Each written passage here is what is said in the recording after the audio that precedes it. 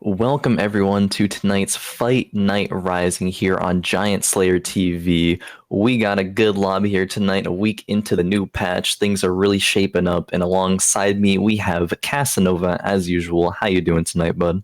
Feeling good, man. Feeling good. Ready to see some crazy games. We have, yet again, I feel like we say this a lot, but that's just because there's a lot of good players, a stacked lobby. But, this time we have a couple previous winners, but no returning champion. So definitely anyone's game here. A lot of big names coming back that we've seen multiple times here on Fight Night with H2, Sphinx, DXN, DV8, Fluffy, and Faye. But we've got a couple new faces here with running 300 gold and impeeba. So excited to see what they can do against such a really insane lobby. Definitely have their work cut out for them, but that's how you really make a name. You make your name by coming in and beating some of the big dogs that have been around for a while.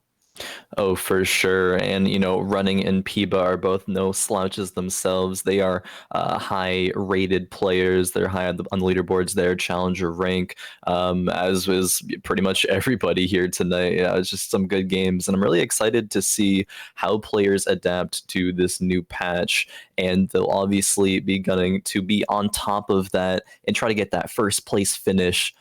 For the $100, the clean place. Benjamin, the clean Benjamin, second place with the half of Benjamin, the dirty Benjamin. Never mind, it's third place 25 and fourth place also 25. But the top three will get invited back to the next fight night here on Giant Slayer TV.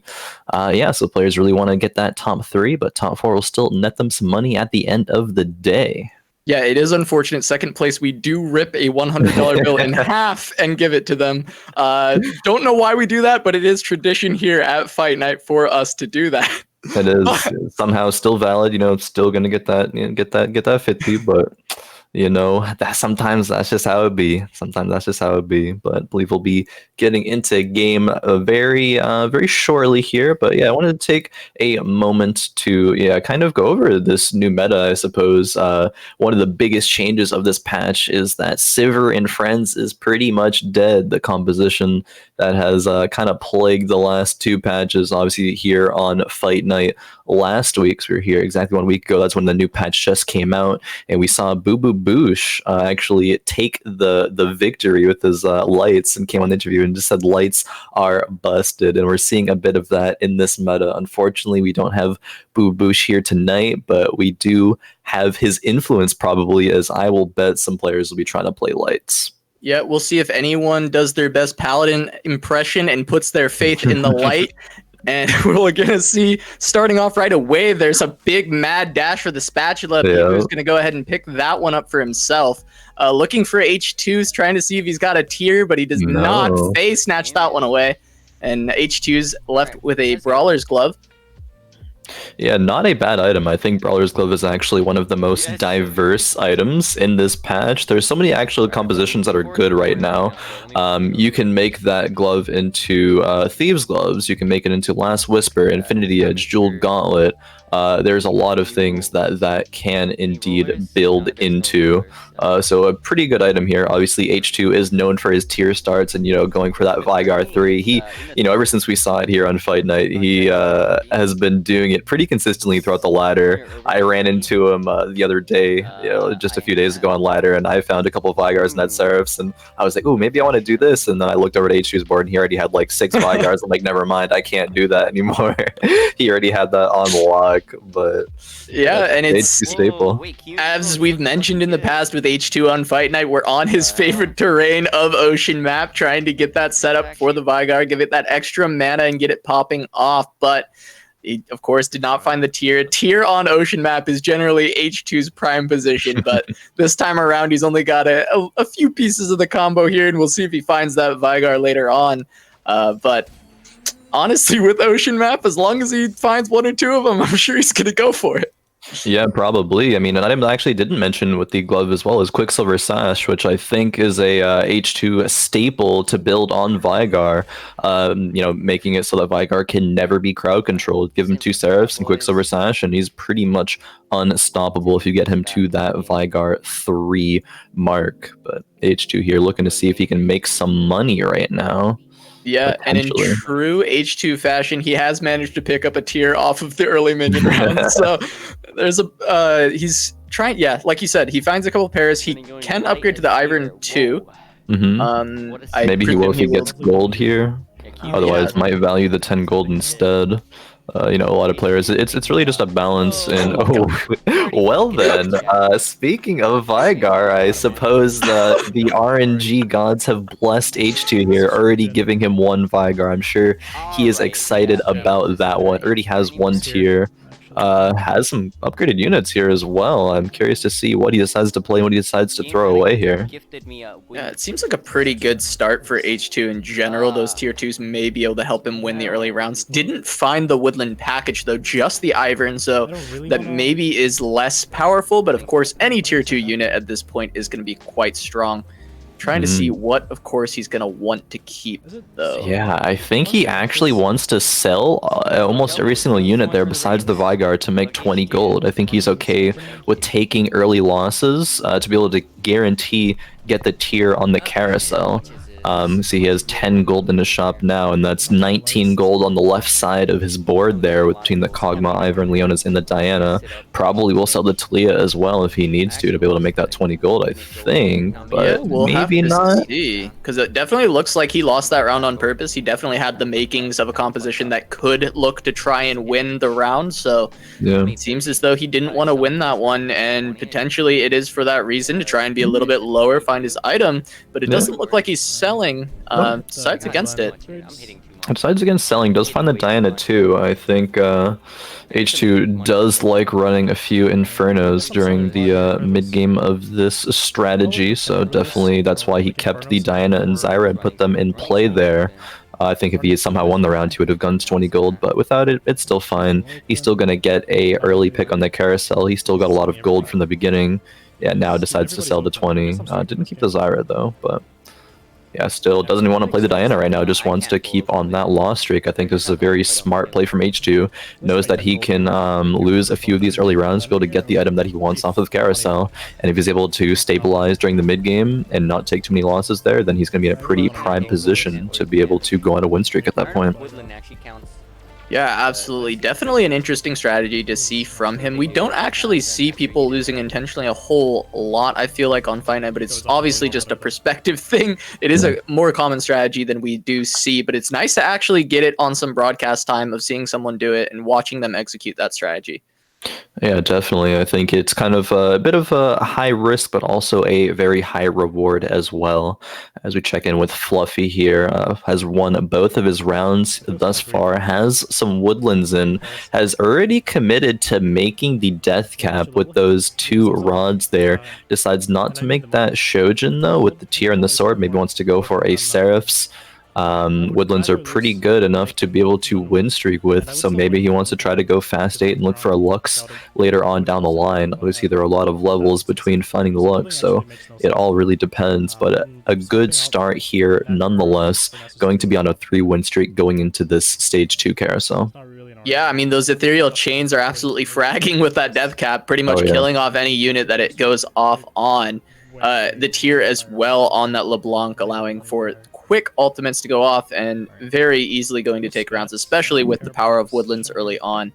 We do have the first kind of, well, second carousel, I guess, now. No tiers available. Tier. Yeah, H2 just grabs a rod. I was curious to see if he would, be gunning for that, seeing as he was first pick, but unfortunately RNG gods frown upon him for this carousel. But yeah, a lot of other smattering of items here for players to pick up. Fluffy in first place, last pick here, gets to take a 3-cost sword, so that is definitely not bad, and might consider making that full Shojins now. Not sure if he wants to really be able to wait for that tier. Oh, decides to actually sell off the woodlands, and yeah, is just going to put these items on the Azir. This is a really, really strong Azir here. I would be surprised if this were to lose rounds unless an assassin would somehow find its way on top of him. Yeah, definitely going to be very powerful for this early game. May be able to keep his win streak for quite a large amount of time. We'll have to see. Of course, mostly tier 1 units, but does have that tier 2 Nasus with the Warden buff in the front line to keep his units safe. So as you said, an assassin is going to be the most likely way that it's going to go down. Right now he's going against DXN, whose composition is definitely not very strong early on. This should be an easy win for Fluffy. Just 3 units in, even though DXN is at level 4, but nothing those 40 gold though. Yeah, of course, probably sold everything off just to make that extra gold this round. And we'll see how powerful he comes back in the near future, since of course he is econing quite well. Ooh. DV8 here with an Ezreal 2 already. This is a very early time to have a 3-cost tier 2 unit before Krug, so definitely part of the reason why DV8 is win streaking here. I believe even if DV8 runs into Fluffy right now, DV8 would preserve his win streak and probably slay Fluffy's.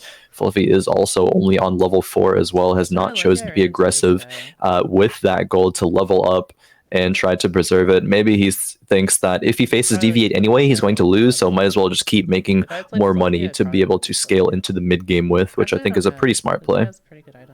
Yeah, absolutely. I mean, looking at Faye here, she also has a very powerful comp with the Woodlands early on. The Seraph on the tier 2 Nico. There's actually quite a few comps that look very powerful in this early game, so nobody's really safe. We got a couple people win streaking, but there could be some upsets coming through to kind of ruin those win streaks for people, kind of slow down that econ. So definitely something to keep our eyes out for. Fluffy is going to still be able to win this. There was an assassin that did get on the Azir, but not able to do enough there overall. And still, you know, Faye, DV8, Fluffy all at the top with their win streaks. Faye, of course, starting a brand new baby win streak, but does have a pretty strong composition going into Krug round. But only at 30 gold, while compared to some 40 golds on DV8. I think there was DXN, I believe, had 40, probably 50 gold at this point. Yeah, definitely 50 gold at this point for sure. And yeah, we talk about these high HP players at the top of the lobby. On the other side of running, already has 64 HP going into Krug round. It feels bad if you have like even below 75 HP or so going into Krug round, let alone 11 less HP than that. So running will probably be rolling down at round 3-2 to try to stabilize, maybe find some passive upgrades and get lucky before then, but definitely not a good start here from our new challenger running 300 golds. Yeah, around 3-2, we should try and get a check-in with running to see what he decides to do at that point. Yeah, I'm curious to see that. I'm not quite sure what gold or units he's running right now, but DV8 has already committed to a last whisper here on the Ezreal, so that will probably be swapped out for a Twitch later on. That's a very, very popular item on Twitch. You run last whisper in double infinity edge, and it just pumps so much damage. Sometimes they might troll a little bit and just shoot to the side, and you know that spray and pray will only hit on 1 or 2 targets. But usually the Twitch is able to carry in this ranger composition, as it is one of the prevalent ones in this meta. DV8 facing against Sphinx here with a couple of Kianas and an AD Nico there with the RFC and the IE. Not going to be strong enough to win this round, though. Yeah, and you mentioned DV8 looking for that rat. So until then, he's going to have this tier 2 Ezreal to kind of carry this mid game. And you really don't hate to see that if you're DV8. I mean, it's much better, I feel, to have this tier 2 Ezreal than have your Vayne item carrying for you. Yeah, it's going to be a lot stronger in this mid game, and as he gets towards that later game, it's going to give him a lot more time to find those rats and get it to tier 2. Because we have seen a lot of times the tier 1 rat comes in when someone's in a bind, and it just does not pay dividends whatsoever. So if DV8 has more time to make it all the way to that tier 2, it's definitely going to be infinite stronger. It seems to be a massive power spike for the Twitch. Oh yeah, for sure. Twitch 2 is going to be a massive carry, and yes, looking at running on round 3-2, decided not to roll. Does have a York though in 3 lights, so I think that running is going to commit to trying to go 6 lights into this mid to late game here. Already slammed the chain vest on the York, meaning that's definitely going to want to be a guardian angel later on. Already has a cloak on the Azir, wants to make that into a light, I think, to have Azir be the main carry there. not a, I was going to say not a bad loss if that Maokai died, but yeah, 51 HP at round 3-3 is not going to be that good at all for running right now. Probably is just waiting for this one more round, is going to go to level 7 next round, and then roll down. If he hits Yorick 2 and either gets a spatula or a sword off the next carousel, I can see him stabilizing, but we'll have to look at that into the future. I believe H2 as well picked up a Vygar too, so always curious to see that in the future as well. Always love to see that one. But yeah, we'll have to keep our eyes on running for just a little bit longer here, as he's at 60 gold. So I think what you said is exactly what's going to happen. He's going to level up. He's going to start to roll down, look for some of those upgrades onto this light composition, especially with that carousel coming up and trying to find that spatula for his light upgrade. Yeah, definitely being very patient. It looked okay for just 1 second, but then you realize that Leona's taking no damage whatsoever, and he's still going to drop very low, down to 40 already. DXN also dropping fairly low, 56. Peeboo at 55. I mean, a couple people in this lobby low, but no one nearly as low as running right now. We're going to have to see what he can find here. And unfortunately for him, there's no spatula, no sword either. Yikes. The two items you said would help him out, and neither of them are there. So we're going to have to see how badly that hurts him. It definitely hurts him, but it's going to come down to if he levels up and rolls down, what can he find? Because the upgrades could mitigate the loss of item here. Yeah, definitely. I mean, picking up a Yorick, I suppose, is the next best thing, no matter what item is on there. Probably just commits to making the item, what's it called? Titanic? No, it's not. Not Titanic. The name escapes me. I'm trying to remember it. Right? Titan's Resolve. Yes, that's the one. The stacking one. The stacking one. There we go. That's a Yorick 2. That's a Nazir 2. Yeah, running very, very quickly. Rolled down to just about 0 gold there. Has potential for an Aatrox too. And yeah, definitely wants to put that in. I believe also will have 6 lights in as well. So yeah, I mean, this is a decent power spike for not running the best, here. not the worst, right? I mean, it wasn't exactly what he wanted, but he did get some of the major upgrades that he needs, and he's going to run right smack into H2's Vygar, who's just popping off, killing off his entire team. But the light buff might be able to keep him alive, as the Azir's trying to pump out as much damage as he can, but since Azir doesn't have the light buff, it's almost not enough, but in fact, it is taking down Vygar with that Sand Soldier at the last second. Going to be able to win that round, and that's huge for running that he's able to take H2 down, but it was very close, and I think after spending all your gold, you're not hoping for close victories. Yeah, no, definitely not, but it is quite a relief to win that round if you are running. Definitely don't want to be taking any more losses at this point here.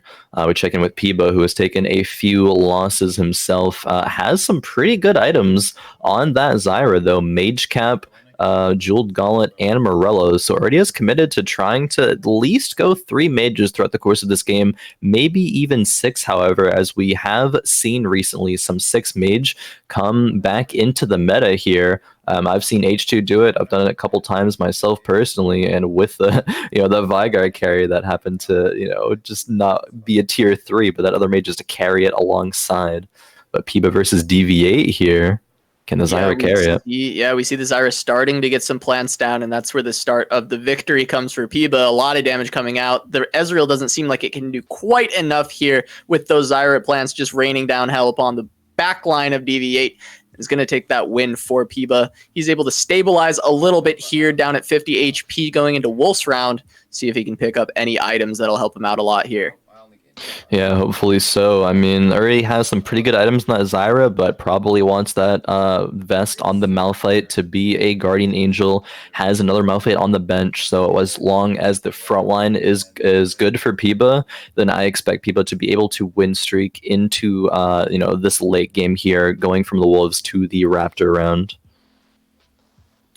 Yeah, and we'll have to see what items he can grab. Gets a little bit of gold, picks up a Tear of the Goddess, and then he's going to grab a couple units there as well. Just going to be a little bit of gold. The Vygar might be a help for Peeba, as he is trying to get those, it seems, as you mentioned, potentially 6 mages. So if he can get that Vygar too, could definitely be a help for that composition. And there's a couple Vygars if he wants them. Definitely does. Will look to play 6 mage soon. Has the Vladimir, but doesn't have a 6th mage. However, unfortunately, needs a Brand or a LeBlanc, I believe. Probably wants to eventually swap that mage cap off of Zyra, but it's going to be the best carry for now. Runs into Running here, who has some pretty good items in that Yorick too, though. I think that might be enough to beat the Zyra. Yeah, it looks like Running's going to be running over impeeba right now as this as Yorick is just decimating everything in its path. The light buff's going on to it, making it the carry for this composition. impeeba going to take a little bit of damage here, about 10. As Running seems to have stabilized pretty well, and as he's trying to transition into that late game lights. That is an electric Lux that is snap picked up right there. That's going to be the item swapped over to it, I believe, with that mage cap, Jeweled Gauntlet Morello's. Curious to see how that Lux performs for impeeba into the future, but will probably at least stabilize for now. DXN, however, is on 21 HP, so very quickly has become the lowest in the lobby. I have to check in with him soon to see how he decides, or how he if he can stabilize even. Look, I just love how H2 just sticks to this Veigar every time in Fight Night. Like, I think there's been out of 8 games of Fight Night that H2 has played with us, I believe he has gone Veigar 7 times. That may be not quite correct, but I think it's either 6 or 7. It sounds right, to be honest. It wouldn't surprise me if that was the case. And yet again, we have a Veigar. Yeah. So I love how he stays with it, and constantly he's doing well, and it's, I think, more interesting than anything that no one else has really tried it. It's just H2 does it all the time, wins with it, and no one chances it. No one else has really taken a stab at running the Veigar. I mean, maybe people are not confident about running it themselves, or maybe they just don't want to contest it because they know H2 is in the lobby and that is his composition, his domain, and no one can run it better than the H2, the mastermind himself. DXN, 7 loss streak, 9 HP here. That's a scary Twitch, though. A light Twitch with an IE and a Hurricane right now is trying to put out the damage, trying to get that rat-a-tat-tat off, but it gets knocked up by the Unstoppable Force. Finally going to be popping awesome shots onto the back line, trying to kill that Brand off. And he's going to be able to win this round against impeeba, dropping him even lower. DXN trying to stabilize, but beating impeeba, who definitely didn't seem to have the strongest composition right now. Still not feeling great, only having a couple units alive. DXN definitely still has to find a couple more upgrades to be safe here.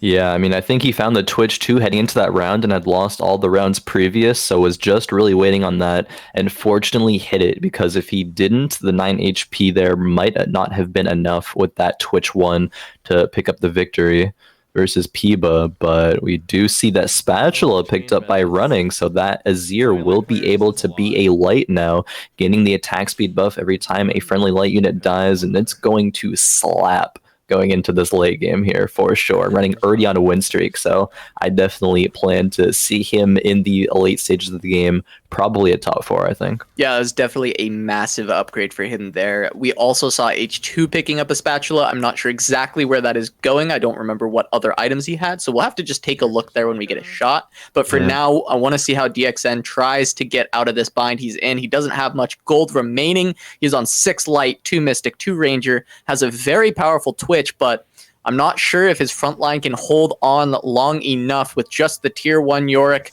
and a couple of lower cost units as well. Going to have to see. He's going to try and make the Seraphs to get the extra mana down, get that shield onto Twitch right away. Twitch trying to get that rat-a-tat-tat off, but is knocked up by the Unstoppable Force. He's stunned for quite a while, but finally going to start popping off, getting all that damage out there, able to avoid the Scion stun, but that's not going to be enough as the Tibbers comes down, and that's probably going to kill off DXN here, and he'll be the first one out in this lobby. Yep. That he will 2 damage overkill there by Faye with the Shadow Summoner Infernos in the mid game, and that's where it power spikes. So definitely unfortunate to be able to run into a composition like that right now. DXN does go out in 8th, and we check in with H2, who has just found an Ocean Lux and has a spare tier and a spatula to be able to maybe make that Ocean Lux. The stars are aligning here for H2. Has 5 Veigars, is pretty decent HP, has a lot of gold. I mean, I think this might be a 6 mage game from H2 here. Yeah, absolutely possible for that to happen. We're going to see as he goes in against, I believe this was DV8's board with those Rangers. But speaking of that Ranger, that Ezreal disappeared real quick from the Vigar. It doesn't quite get the double cast yet again, though, but I think it's the damage has been done as the Vladimir and the Scion going to get into the rest of the backline here. H2's going to win that round versus DV8. But we looking at that scary Ezreal in the back with all those items, and Vigar's like, nah, see ya. See you later. Does not care. I honestly looked away for but half a second, and the item carrier was just dead. The Ezreal was just gone. Vigar deleted him, and that is the power of the H2 Vigar, or just Vigar in general. Is deciding to roll on level 7 there, instead of going to 8 though to get the Vigar 3. H2 does value that as opposed to going level 8, throwing that Lux in. And yeah, we will see if he's able to find that Vigar 3. But time will tell. See Faye here with 2 Yoriks on the bench. Yorick is going to complete that 3 summoner bonus. Has the items to make a Guardian Angel as well. So might go level 8 here. Yeah, she does just that and is rolling for it. Ooh, finds a Shadow Lux with already having 3 Shadows and a Master Yi on the same roll. Ooh, that's actually disgusting. Very close to 6 Shadow then. Gonna be a little unfortunate trying to find those Yoriks. Gonna be very hard to find those Yoriks with how many people have them on the board currently, but we'll have to see if she can roll down and find that. But I'm interested to see if she'll go 6 Shadow with picking those up. I honestly, I thought that she would take out the Thresh and just straight up put in the Master Yi and the Lux to have 6 Shadows. That Kindred has perfect items. It would actually just kill everything. And Shadow Lux is actually overpowered. I think it's by far the best Lux in the game. It will do insane damage even with no items and just the Shadow synergy. So I do expect that to be put in very, very soon. Yeah, right now we see an Azir kind of tearing up Faye's composition. The Scion finally gets on it, but it's not going to be in time. Going to lose to Fluffy, who we hadn't checked in on in a while, but that is a very stacked Azir in what looks to be a Summoner's composition for him. And he's still at the top in HP in this lobby. Yeah, Impeeba did unfortunately go out in 7th place there a round or 2 ago. There's also a 6 Assassin player there, I think, if my eyes do not deceive me. What is H2 doing with this Vigar? I'm curious to see that as well. Maybe going to transfer the items over to the Lux, decide to do that. You look at Fluffy here, just the 2 Derek 1s as the front line, and not even summoners, only 2 summoners in here, but the Azir still is doing insane amount of damage versus DV8 here. Let's Both the Derek's getting zephyred. Yeah. This backline gets gone in on, but that unstoppable force not going onto this Azir might kind of turn this around, but no, gonna go down to the rat-a-tat-tat from the tier 1 at Twitch. But I don't know if it's going to be enough. Yes, it probably will, as the Tarek is able to keep the rest of his team alive. Just a lot of damage coming out of those Rangers. Looks like 4 Rangers at this point, with the items being transferred over to that tier 1 Twitch. Definitely going to be looking for that tier 2, however, but still strong enough to take down Fluffy and take over as the HP leader. So DV8 looking very good right now. Definitely. As soon as we comment about the HP leader does fall. A little bit of caster curse maybe striking once again. But it's honestly curious to see Fluffy be so high in HP without even running summoners, as the Azir is the only carry on this team here, and just 2 Tarek 1s in the front line. But apparently it was good enough. Also has that Cloud Lux in there. Has just found a Yorick, but Yoriks are so contested here. Speaking of Yorick, Running has a tier 2 3 item Yorick here. Yeah, that Yorick definitely looking to pop off, as well as that Azir, who is getting buffed up by all these lights, constantly putting out a ton of damage in the backline. The Lux not able to do nearly enough, and both these Tibbers are just slapping back and forth, but Fluffy going to lose a lot of HP to Running here, as his composition has really come online with all those lights in the late game. Yeah, definitely. That looked extremely scary. H2 lost that last round as well. He went down to 1 HP. Is playing 6 Oceans and not even 3 Mages. I'd be curious to look at H2 into this next round to see if he can stabilize or not. I wouldn't have expected H2 to be this low with these items. I actually sold off the Vigar completely here as we look at this board. Maybe just carry or counting on the Lux to carry there. I'm not quite sure, but definitely curious to see this next round from H2 though. Yeah, on 6 Ocean, 4 Wardens, but did take out all the Mages. I'm not entirely sure. He took Hmm. out the Vigar and immediately lost, so that's probably what the problem was. Honestly, I think so. I mean, didn't have 3 Magen, but had the Mage spatula on that Lux. Lux was not being able to utilize that buff there. Probably one of the reasons why that round was lost. This is Yeah, well, Um, we will yeah. see now that he does have the mages in if it can make a difference coming into the next round. A lot of items on a tier 2 Nami that might be able to help out a little bit here, but the tier 1 Lux, we'll see if it does enough damage. This is not who you wanted to run into with these lights right now. A big knockup coming across from the Nami, but the silence on the Lux, it's not going to get any more damage out. And yeah, H2 just gets absolutely run over by this Yorick. Gonna heal all the way back up with that redemption as well. You thought he would almost kill it, but that's gonna be H2 going out in 5th place. Sphinx actually dropping in 6th. Yeah. Quite an explosive round there. Multiple players falling, and Faye going to single-digit HP here on 9 HP. This is the part of the game where it's really accelerating.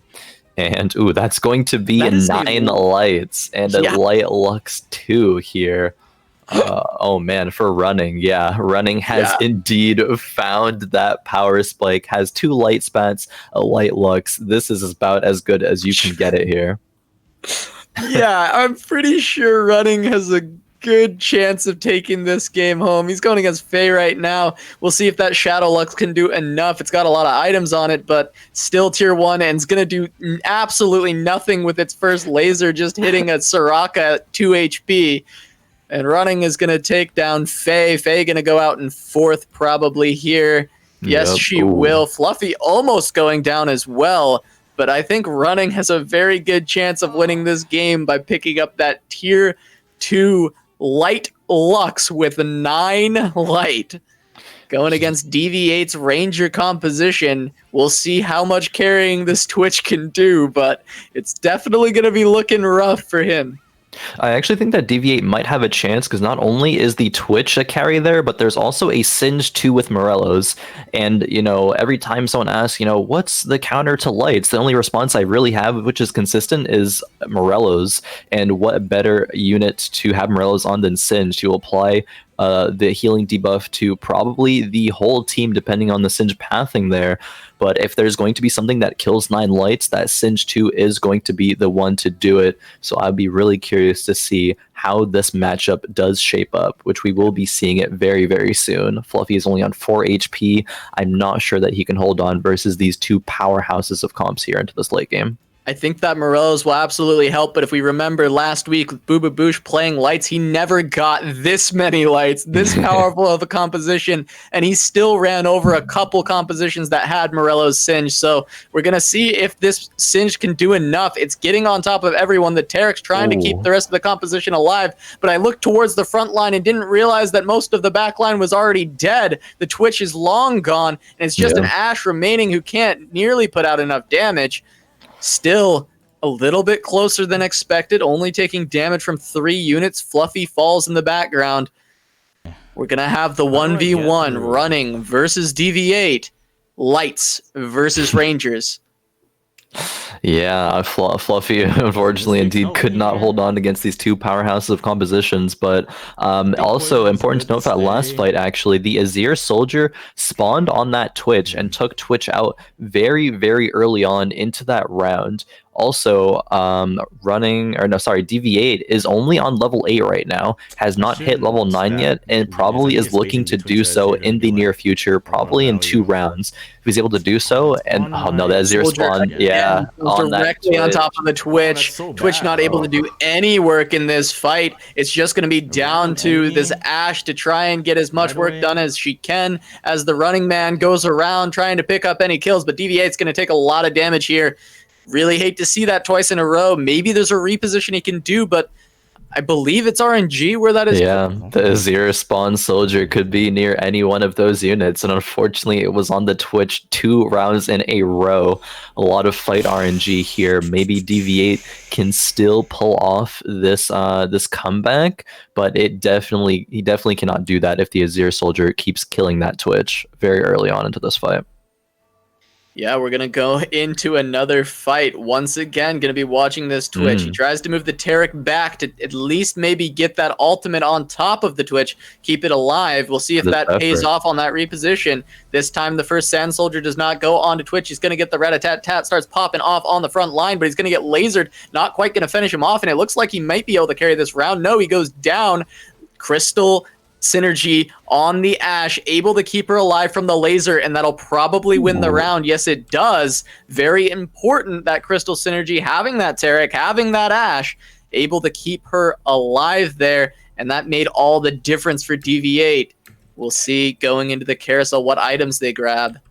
Yeah, that Taric reposition actually to Zephyr the Azir. The Azir, had 6 seconds where he wasn't able to spawn a soldier on anybody there, which is a big reason why Twitch was actually able to, ultimate once and be able to rat-a-tat-tat, spray and pray on that light composition there. And even still, the Azir, I believe, killed it pretty quickly after coming down from that Zephyr, but it wasn't enough to be able to take the round. DV8 putting in the Inferno here. Okay. Well then, the Yi itself doesn't really do that much, but just I guess the best unit that he can play right now. He swapped in the last second. See if he'll do anything. That's a tier 2 light Zed actually now. Oh god. All right, so it's gonna go in. We'll see if it can get taken down quickly. The poison on it right now gets knocked up, trying to get burned down by Twitch, but he's healing quite a bit. All right, the Zed goes down. That problem's out of the way, but the Sand Soldier rips apart the Twitch, and yeah, that's not looking too good for DV8. He might die now, but no 1 HP. He hangs on, but picking up a tier 2 light Zed might be a little bit too much for DV8 to handle. Even with the Zed dying at the beginning of that fight, it wasn't enough. So we'll have to see if he can take any victories or if he will go out in this next round. Yeah, I mean, I think honestly the only thing that can help DV8 win here is in fact getting that Zephyr onto the Azir. Is going to try to last minute switch it, but no, the Azir is in the corner now. That Zephyr is not going on it. In fact, it's going on the Karma instead. Yeah, we have the running man getting through into the backline. The Twitch is still alive, kills the Zed once again. If it can hit the Azir, it might be able to work out. The laser coming across, going to take him down. Singed is still alive. He's juking and dodging around these lasers as the Azir does end up staying alive. It looked like it may have fallen, and that's going to do it in the first round. DV8 falling to Running, who looked to be having a very rough start, but turning around with those lights. Coming back, hitting the run back. Going to make it to first place in that first round, scoring himself a couple nice juicy points. Yeah, 13 points, I believe, for first place here, but that was really impressive by Running. A new challenger to Fight Night. It's, one that we definitely have our eyes on to see if he can come out of the gates and impress, and did just that. Playing very, very risky, going down to, I believe it was 40 HP to round 3-5 and roll down, hit the Yorick 2, be able to hit that 6 light power spike, and it carried into the late game, able to pick up that light lux. And I mean, that was just an impressive game there by Running. Can't really fault anything there. I mean, played to his ounce and was rewarded, played it very, very intelligently. DV8 12 points in second, Fluffy in third, and Faye in fourth place are our top 4 right now. Unfortunately, H2, Sphinx, Impeeba, and DXN towards the bottom half, but there are 3 more games for them to be able to catch up. Absolutely, and I can't wait to see the rest of these games. I can't wait to jump into the lobby. Who are you looking forward to seeing trying to run through the rest of this tournament here? Who's kind of your pick that you want to watch out for? Honestly, I know Sphinx was a Fight Night winner, and I think that Sphinx has been pretty consistent overall in placements since he has appeared on this Fight Night, or on Fight Night in general, so definitely going to be looking at him. Obviously, Faye is always a pretty consistent player. DXN, unfortunately, a low placement there in that game, but obviously, I think you talk about DXN a lot as being, just a good player in general, across many, many games, but DXN definitely a good competitor, one to really keep our eye on here going into game number 2, as we have 5 players going for the spat, I believe, maybe just the 3. Yeah. This year gets it. Impeeba, gonna pick that one up. Faye Impeeba grabbing got a that in the tier first once game as again. well. Yeah, Impeeba did get it in the first game, if I remember it correctly. Yeah, and Faye also got the tier the first game too, and it is ocean mapping. Are we playing the same game? I Over think again? so. Just be ready for 3-5, 40 HP running to get his Yorick 2 and then run it back with 9 light. It will happen. You can quote me on that. There's the cloak as well. He just slapped that on his ear, put a rage blade on there as well. We're just replaying last game. I mean, just take it away. Run the VOD back. But it is game number 2 here. In fact, even though it doesn't quite seem like it yet. Running, able to get a chain vest as well, a couple defensive items, so not really any direction yet in terms of the offensive composition that he might want to run, but those items are indeed good for lights. Is able to find one there with the Nasus. Huge light pickup here. He will grab one singular on the first Nasus. round, a single Nasus. Game over. We have the same comp from last game. Coming in hot. We expect probably Running will buy out the bench here, and we'll see what he picks up. Or maybe, I mean, it depends on what he's going to get from this round. Nasus will be able to handle it by himself, so... Yeah, just playing very, very patient here, actually, because if he's able to get 6 gold from this, might not buy anything else, and just get that +1 gold from that eco bonus. I don't believe he will be able to get 6 gold anymore, though, because he already had an item drop, and that item is going to be a glove. So yeah, now does buy out the bench, wants to keep options open. A second Nasus, I mean... 2 lights already. Look at him go.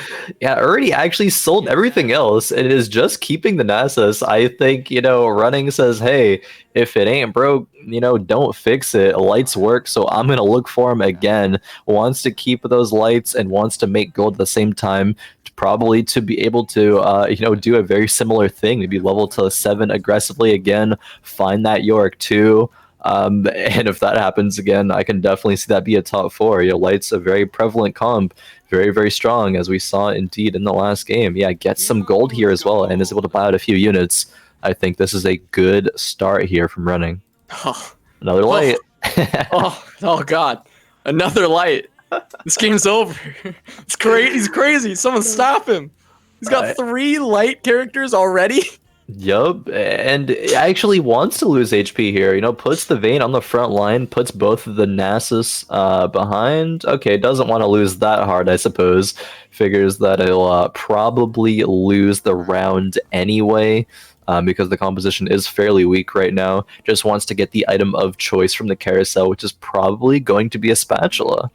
We see Faye here with a couple light units of her own and that Guardian's Angel, probably to put on a Yorick in the future. Lights are taking over this lobby, Cass. Yeah, the power of lights. Bububoosh was right.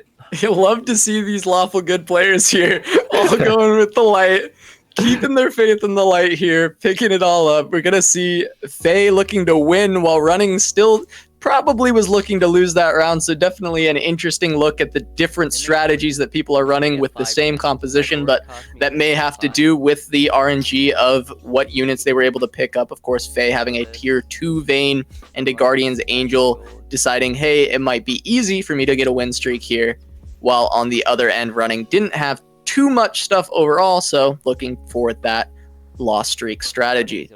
Yo, you know what H2 has right there on his board? He has a spat. Wait, Peeba has Oh, yeah. Yeah, I do. I think I do know what he has. Yeah. A Vigar once again. But last game, H2 actually strayed away from the Vigar, ended up selling it, and lost the round directly after. I wonder if that's a sign. Maybe he has to keep the Vigar this game. Probably on the level 7 roll, actually, last game is why he decided to ditch the Vigar, not being able to get close to that tier 3. But, turn the back on Vigar, and Vigar turned his back on him. Okay. While the others are keeping their faith in the light, we need H2 to let the darkness consume him and play more Shadow. Keep his Vigar in. Because clearly that was what went wrong in that last game, is as soon as he took Vigar out, he started losing, and as a results-based analyst here, that clearly was the mistake. I mean, of course, there's no evidence to suggest otherwise. In fact, you couldn't think that at all. But H2 actually winning that round, even though he wasn't trying to, so it was on a one win streak here. and does decide to play an extra unit here, we'll probably get a 2 cost off of the carousel, so we'll be able to make 30 gold. And hey, already 1 win, so might as well go for 2 wins if possible here. Gonna try to position appropriately, but I don't think he'll be able to He's get gonna past run these golden HP. into a couple woodlands here. Yeah. That might be a little bit tough. The Vladimir's going to see if it can tank this all up with the transfusion here. Vigar trying to pump out at whatever damage he can. One more transfusion going off. That might be able to help out a bit. Is Nasus going to get his ult off as well? It's definitely still not looking great, but the double cast still not going to be quite enough. And yeah, still going to lose. Really difficult to try and beat woodlands early on. One of the most powerful, if not the most powerful thing to have in the earliest rounds. Yeah, that HP regen is proving very, very strong there. The mage is not being able to DPS through it. There's no Morellos yet, so no healing debuff. Yeah, H2 immediately runs for that tier. Of course, it's on a Kiana, but we'll end up selling that, I believe, to be able to make 30 gold. H2 in tiers, you know, couldn't have expected anything less. Curious to see if we can find that Seraphs into the future, though. Yeah, that's going to be his first tier pickup, which is definitely a slow start for H2. Generally, he's likes to be around 3 tiers at 2-4. If he can. He'll take 4, but 3 is okay for H2. It's sufficient. It's sufficient. We check in with Sphinx here. A lot of Warden Oceans there on the bench. Does level to 5. Considers even making that Hand of Justice. Is already committed to making a Warmugs there for the front line. And hey, it's going to be good for the early game. And yeah, good enough to keep Sphinx at 100 HP here. Definitely a lot of gold committed on that bench, though. With between those Nautilus and Threshes, that's 8 gold right there. Yeah, that Ivern is not going to die, is it? Probably not. I mean, this is a pretty strong comp by Faye here, though. The Vayne does get jumped on, but it does manage to avoid all of the ethereal chains. Very good dodges with those tumbles there. Get out of the way. But it's trying to kill this Ivern off, and it's just not working. The Warmog's HP regen with the Woodland HP, or sorry, the Druid HP regen is just far too much. And they're healing him. The Ivern is not going to go down, and Faye's going to take a healthy amount of damage from Sphinx here. Yeah, I kind of wish there was a damage tanked number on those charts there so we could see exactly how much Ivern absorbed there. But yeah, it was a lot being able to have that Warmog's HP regen as well as the Druid HP regen there. I think Sphinx will keep that Talia in because Talia is a big reason why he won that fight there. Gonna not want to go for the 2 ocean yet. It's only 2, so not that big of a deal right now. But still 100 HP here by Sphinx. Probably will remain to be so continuing into this round as well. Yeah, I mean, the early game Woodland Druid, of course, with especially having the tier 2 Ivern with the Warmogs. An interesting tech. I don't feel like we've seen that, but it seems to be working out pretty well as long as the damage doesn't come in too fast. And if the Ivern can get 1 shield up on himself, yeah, that's probably going to be plenty for him to survive the rest of this. Does get taken down finally, but it's far too little, far too late for DXN. Going to take a little bit of damage here, and Sphinx is going to keep his win streak. Yeah, I mean, that was a bit scary from DXN there. Maybe if DXN had a bit of a better front line or was on level 5, maybe would have been able to contest Sphinx there. But yeah, the Varus took out the Ivern, but at what cost? Everything else had fallen by that point. Check in with Fluffy here. That is a Yorick on level 5. That's going to be definitely a reason to at least run Summoners, if not look to go into Lights. Has an Infinity Edge already built and could put that on a Vayne, make a Vayne item carrier, could even go in a Zero with an Infinity Edge, Jeweled Gauntlet, and a Light item if he's able to find that. Definitely an option, though, there for Fluffy. Yeah, Fluffy scouting around to see what items people potentially pick up. Gets a tier for himself. Could be a Shojin, potentially, if he goes the Azir route. Yeah. Not sure what else he would build out of these. Going to be looking for maybe some more items in the future to find the combines. Yeah, it's static shiv possibility, but that's really only if you go rangers. Do you want to build static shivs? Maybe a Kog'Maw, but at this point, you're not really committing to a predator composition. Does have the option for rangers. Has a couple of kindreds on the bench, but it also is a shadow inferno, and it already has a couple of shadows, or one in shadow and inferno on the field here. Maybe this is going to be a Shojin's actually. Putting the Zyra back there. Not sure. Maybe not committing yet though. Bow, just committing a bow to the Renekton, make it the carry for now. Yeah. It's definitely going to be sold off later on, so it is okay for that to be the item carrier indeed for now. Running into Running, who is on the bottom of the lobby now, but has the light Azir. I feel like I've seen this somewhere before. It is game 1 all over again. Doesn't have a Yorick already though. That Yorick is Fluffy's for now. Yeah, Fluffy did steal that one away, and his his summoner composition right now is going to overwhelm Running's lights. Yep. Take him down to a little bit of damage here to Running. Running going to continue to drop lower and lower, but this time around at 60 HP. We'll see if he can drop down to the promised land of 40 HP by 3-5, but... Yeah, I mean, hopefully not, but I mean, hey, even if he does, we saw just last game, that was no matter there. I was able to come back and win the lobby from that position. Fluffy is rolling it down on level 6, feels the need to, maybe want to preserve this win streak. Probably could have gone to level 7 at 3-5 if he wanted to, but just wants to put in that 3 Inferno, 3 Summoner in. Doesn't have 3 Shadow in yet, though. It doesn't have Kindred, too. It instantly gets Talia there, actually. Ooh, runs into Sphinx right away, and although Sphinx has lost rounds at this point, his composition still looks quite strong. The Inferno still burning down as the Zyra gets some plants out, but I'm not sure if it's going to be enough. A lot of these units are just hanging on with very little HP getting summons out, so it's actually very close. We'll see if Varus can do it. A heal coming out from this Warmog's just fighting against the damage from the Inferno. And Ivern's going to stay alive. The Warmog's is crazy, keeping him alive. Yo, that Warmogs kept Ivern alive at 1 HP for pretty much that whole entire fight. If that Warmogs wasn't there, I think the round definitely goes the other way. Oh, absolutely. I think Fluffy would have had that one. I'm going to take a look over at Faye here. Does have a rat tier 1 with just a sword. Going to try and see what else she has. She's scouting currently, so we'll have to try and take a look around with her. But has 4 Ranger in. Currently Vayne the item carrier with that static Shiv. She's probably hoping to find that tier 2 rat before she can sell it off, but till then we'll see. Rat-a-tat-tat coming out, but it's currently just hitting a single target on that Aatrox, trying to turn it around into the middle of the fight. Overall, her front line did hold strong for quite a while, and these Rangers are going to be able to clean this up against Running. And let's see about where that's going to drop him, because it's looking like he's pretty 41. close to 40. He just needs to lose 1 HP on the next round, and he's golden for this game. Yeah, I think that is actually statistically impossible, but 41 is close enough. I do want to check in with Running on the next round to see exactly how that stabilization process goes.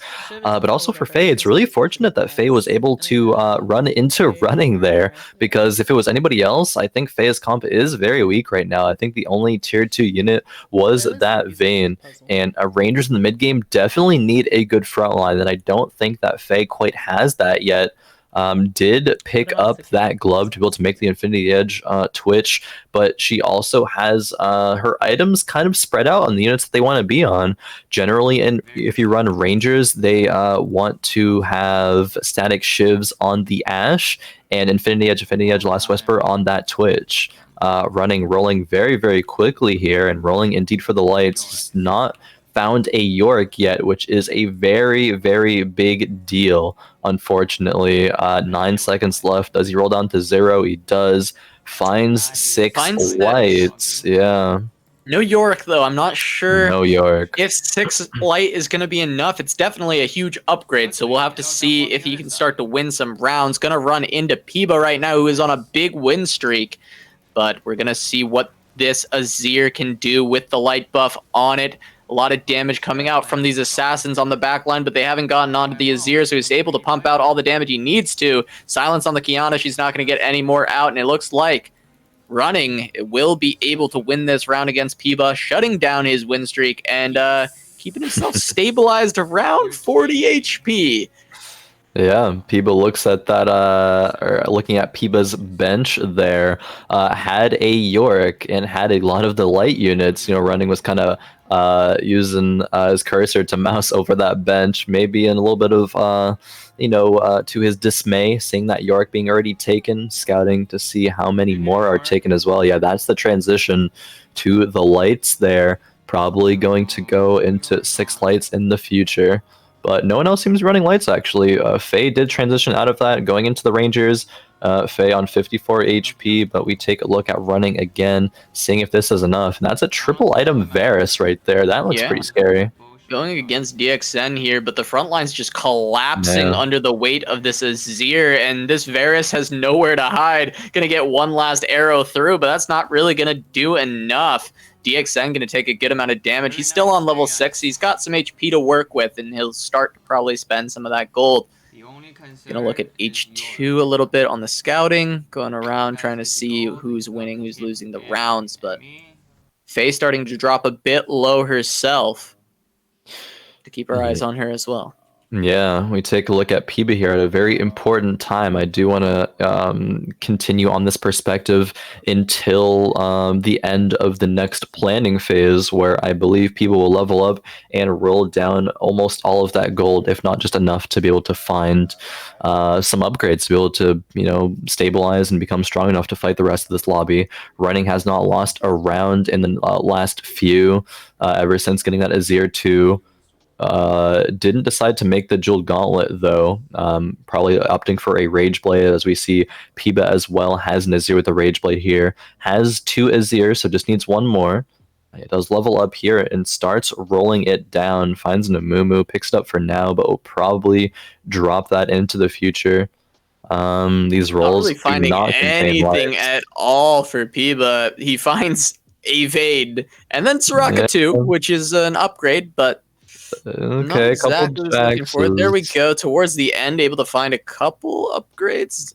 A few, yeah. I mean, it's getting better. He's getting a lot of tier 2 units. Ooh, definitely wanted to take out that Nautilus there for the Aatrox in favor of having 6 lights in, but was not able to do that in time for this round. Will it make the difference, though? Oh, H2's is going to go down immediately to that Kiana. It's going to see if it can continue through. Veigar trying to pump out the damage, but Kiana's going to be the main carry here. The light buff's going out, trying to keep this composition alive. Maybe if it was 6 light, this would be a different story, but it looks like Kiana's going to be able to carry this through, casting out those stuns. Going to take down this Jax at last, maybe. I mean, there is a GA, so I'm sure the Kiana will be able to win this. I'm sure. Gets beat down. Imagine if I had a real weapon, Jax says. Taking down Kiana. As you were saying that, I was sure. I was like, yeah, no, the Kiana's going to come out of GA and just stun instantly, and it's going to be the end of the round. But the Jax, I didn't even know that attack could come out that fast, actually. impeeba never punished. We saw the little chuckle there from impeeba at the end of that round. I don't even think that impeeba was expecting to win that, but has indeed done so. Has also committed a double Rage Blade on that Azir. This might actually be a bit of an over commit here, because with the lights dying, the Azir is going to stack up attack speed very, very fast anyway. But the Azir finding the Twitch again, taking it down, is really a repeat of game 1, it seems, but versus Faye this time with that Ranger composition. I think that's part of the RNG where Azir must spawn soldiers on top of rats. I think it is just something that is part of the game. You need to play around it accordingly. I guess so. To be the case, is impeeba able to smack down that rat, and Faye's going to take some damage for it. Yeah, running does find himself losing one of these rounds, though, is taking a bit of damage, has only found one Yorick, did not hit that Yorick to power spike to stabilize this game. There are actually a lot of Yoriks taken, it seems, and Yoriks, this meta, are always spread very, very thin. It is the player who kind of gets lucky in high rolls that's able to, be super strong with that Yorick too, but I don't think anybody has one of those yet. Yeah, so many Azirs in this game as well. Yeah, definitely. So far, we see the Azir puts it on a couple of the Rangers, but not the Varus in the back line. The Varus able to do quite a bit of damage, but overall, the light buff's just going out, and DXN's going to get run over yet again. No front line can really stand up to these light buffs coming out, so definitely unfortunate for everyone else there. H2 going to lose a little bit of HP, going pretty low, down to 27. Faye at 24. We got another carousel round, a spatula on the bench. A tier is being pinged, though. A tier Vigar. Who else but H2 is going to pick that one up? A tier Vigar. That's poetry in and of itself right there. The tier going to be on the Vigar there. Curious to see what H2 does with that. Maybe decides to run the Vigar. I actually don't know if H2 is running Vigar this game. And if he's not, it would make sense why he's 27 HP. Has strayed from the darkness, strayed from the shadows. If that is going to be the case, maybe we wanted to check in with H2 soon to see exactly how that is going. Faye with the Rangers, though, is at last place here. Yeah, H2 is just on the side there. Wait, that's a Vigar 3, actually, that was picked up there. Yeah, definitely want to check in with H2. There we go. It's only one tier, though. The other tier was used on the on that mage cap, and hovering over the mage cap singed there. That would have been a little troll. Oh, found a Nico though, and a Singe 2. This is a huge power spike for H2. 6 mage, tier 2 Singed, tier 3 Vigar. I want to see this. I'm so excited to watch these ultis come out. The first double cast gonna take out the Azir right away, and he's gonna see what else he can do. Another double cast coming through, gonna take down the Yorick, and deny you. Yeah, I mean, I can't handle it. H2, my heart. I love it every time seeing this guy play the Vigar. He found the power spikes, and I think he's got a shot to come back in this game. The 6 mage Vigar 3. No one else has tier 3 units right now. Vigar's just gonna be popping every single thing that it hits. Yeah, very, very much so. And not even does H2 only have one win condition here with the Vigar 3, but has 2 win conditions with that Singe with Guardian's Angel and Morello's. If Vigar is not killing it, Singe definitely slowly is over time, which is going to be a huge benefit to H2 because only having that one tier on the Vigar thus far. But let's see what it hits here. Oh, it takes out the brand instantly. The brand's down. It's so gross. The primordial burst just going out. Some heat-seeking missiles here. Just a target detected, locked on for that main carry, and actually destroys it every time on the first H2 double cast. Do it, H2. Do it. Oh my. Let the darkness consume you, H2. Play the tiny master of evil.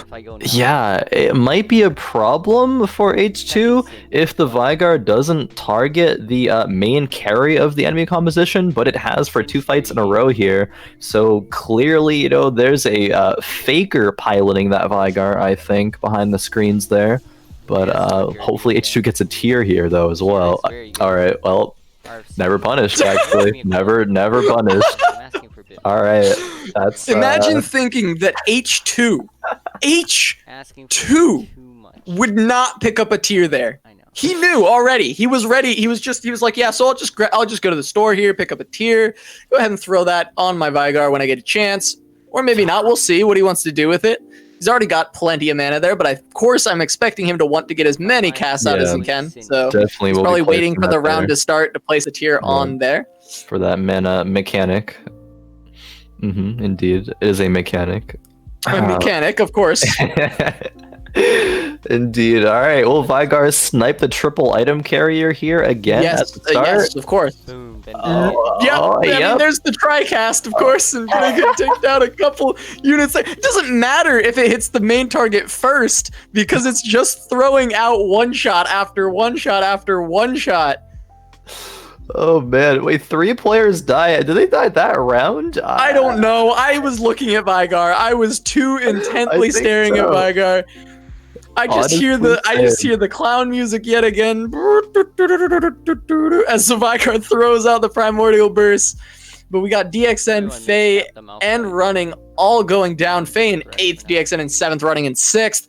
H2 sitting in 5th in HP, but he is first in my heart. the only Zephyr guy, right? Yeah, unfortunately, DXN not able to have too much better of a placement this game.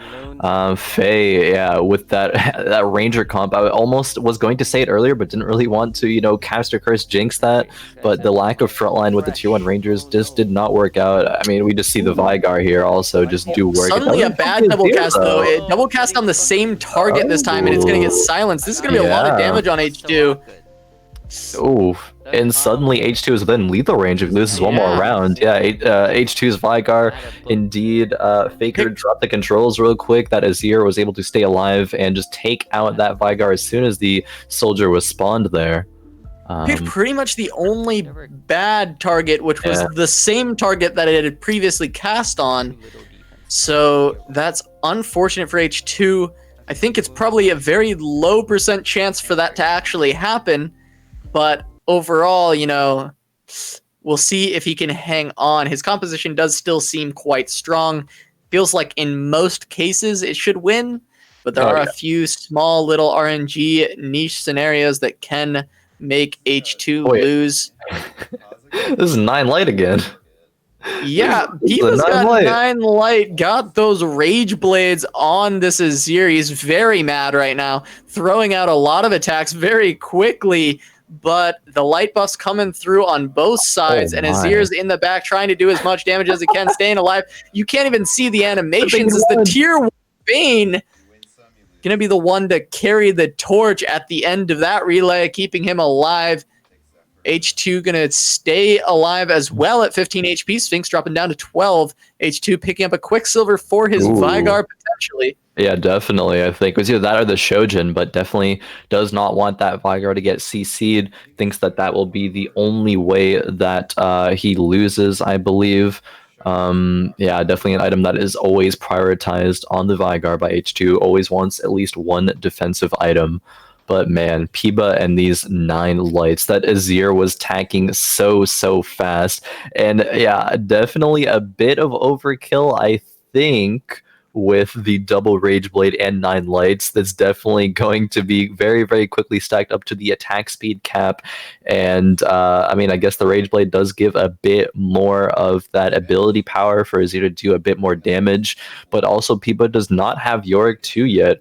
One that has been a unit that's been very contested throughout this whole game. But I believe that Impeeba will probably be able to win the majority of these rounds here, facing against Sphinx with that Zephyr. Zephyr is the karma they're going to this round. Yeah, Zephyr on the Thresh, which is these gloves have given him a IE, so we have an IE Thresh in the front line trying to do as much damage as he can. The Azir just melting the composition of Sphinx, and Sphinx is probably going to go down here. Yeah, that should do it. Sphinx going to drop out in 5th place, H2 hanging on. Yeah, all of a sudden here are our top 4. These games always are explosive at a certain time. And yeah, 3 players dying on near the same round earlier. Sphinx dying. H2 is indeed hanging on, is still in 1-shot lethal range. But that Vigar with triple items, near perfect items, Malphite 2 with the Mage Cap.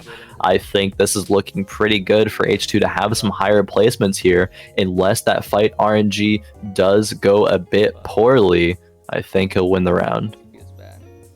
Yeah, we'll have to see. We're going to watch him go against Fluffy here. We see that Azir in the back line looking real juicy, as well as this Kha'Zix, and the Kha'Zix is one that goes down. Vigar trying to look for the next one, but in the back, There have been stuns on the Azir, and it is going to get popped by the Primordial Burst. Veigar cannot be stopped by the Nami, and he's going to continue to throw out these giant balls of doom and take down Wow. Fluffy there.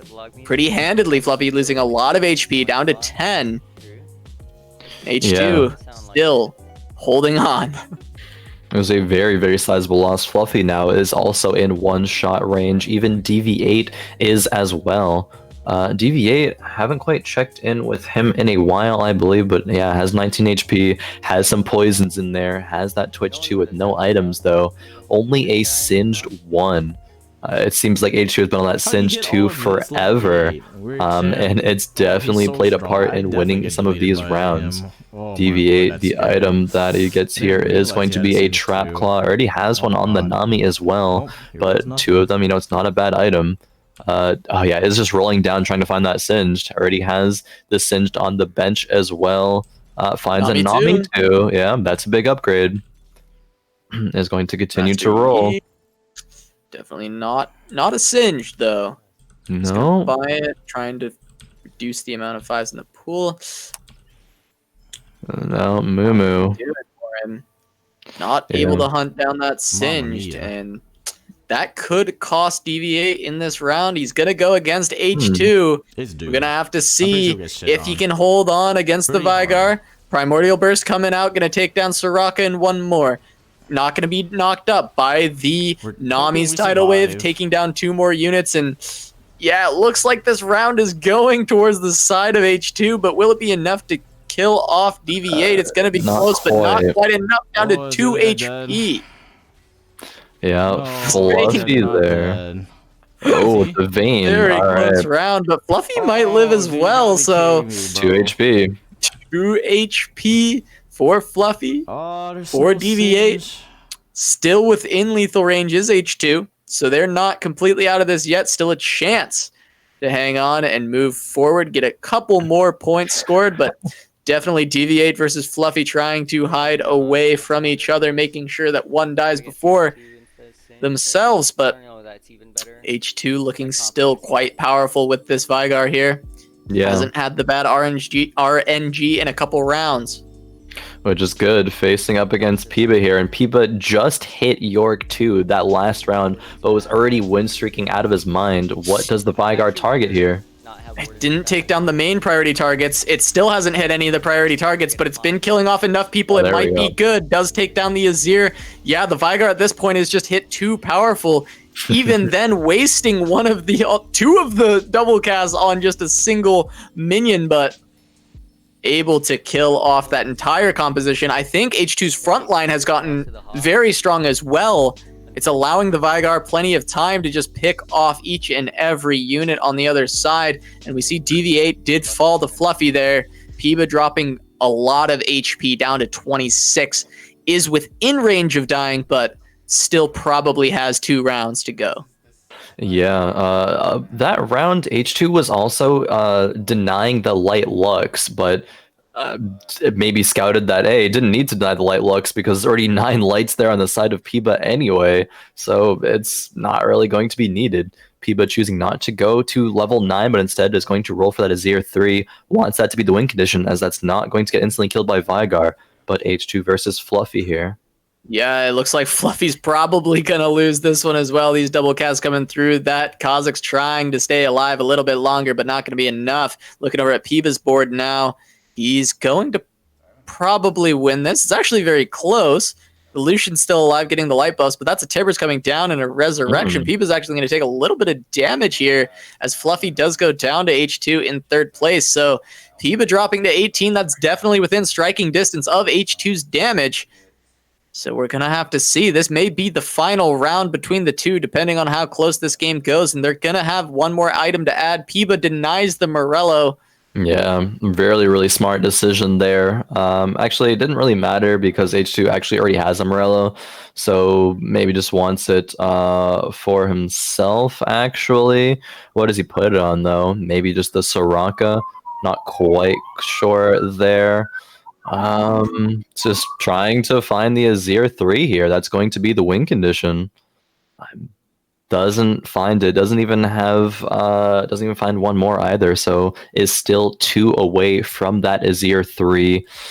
impeeba on a 2-loss streak here. Can H2 make that 3? Can he even take out impeeba this round? That is the question. Yeah, not sure if everyone was hearing that, but the Vygar police is on their way for impeeba. It's coming in hot. Wee woo, as the Lux lasers come across and the primordial bursts go across the entire team. Azir's still alive, so is the Yorick. The main carries of the comp are still alive, but knocked up by the Talia, and a laser down.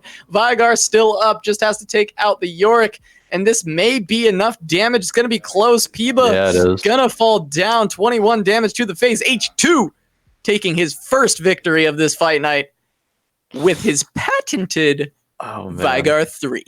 Yeah, no, definitely. Impressive play by H2 there. Was able to find that Vygar 3 and just win streak it out from there. Only really lost, I believe, like 1 round after that because of some unlucky Vygar targeting. But yeah, definitely well played by H2 there.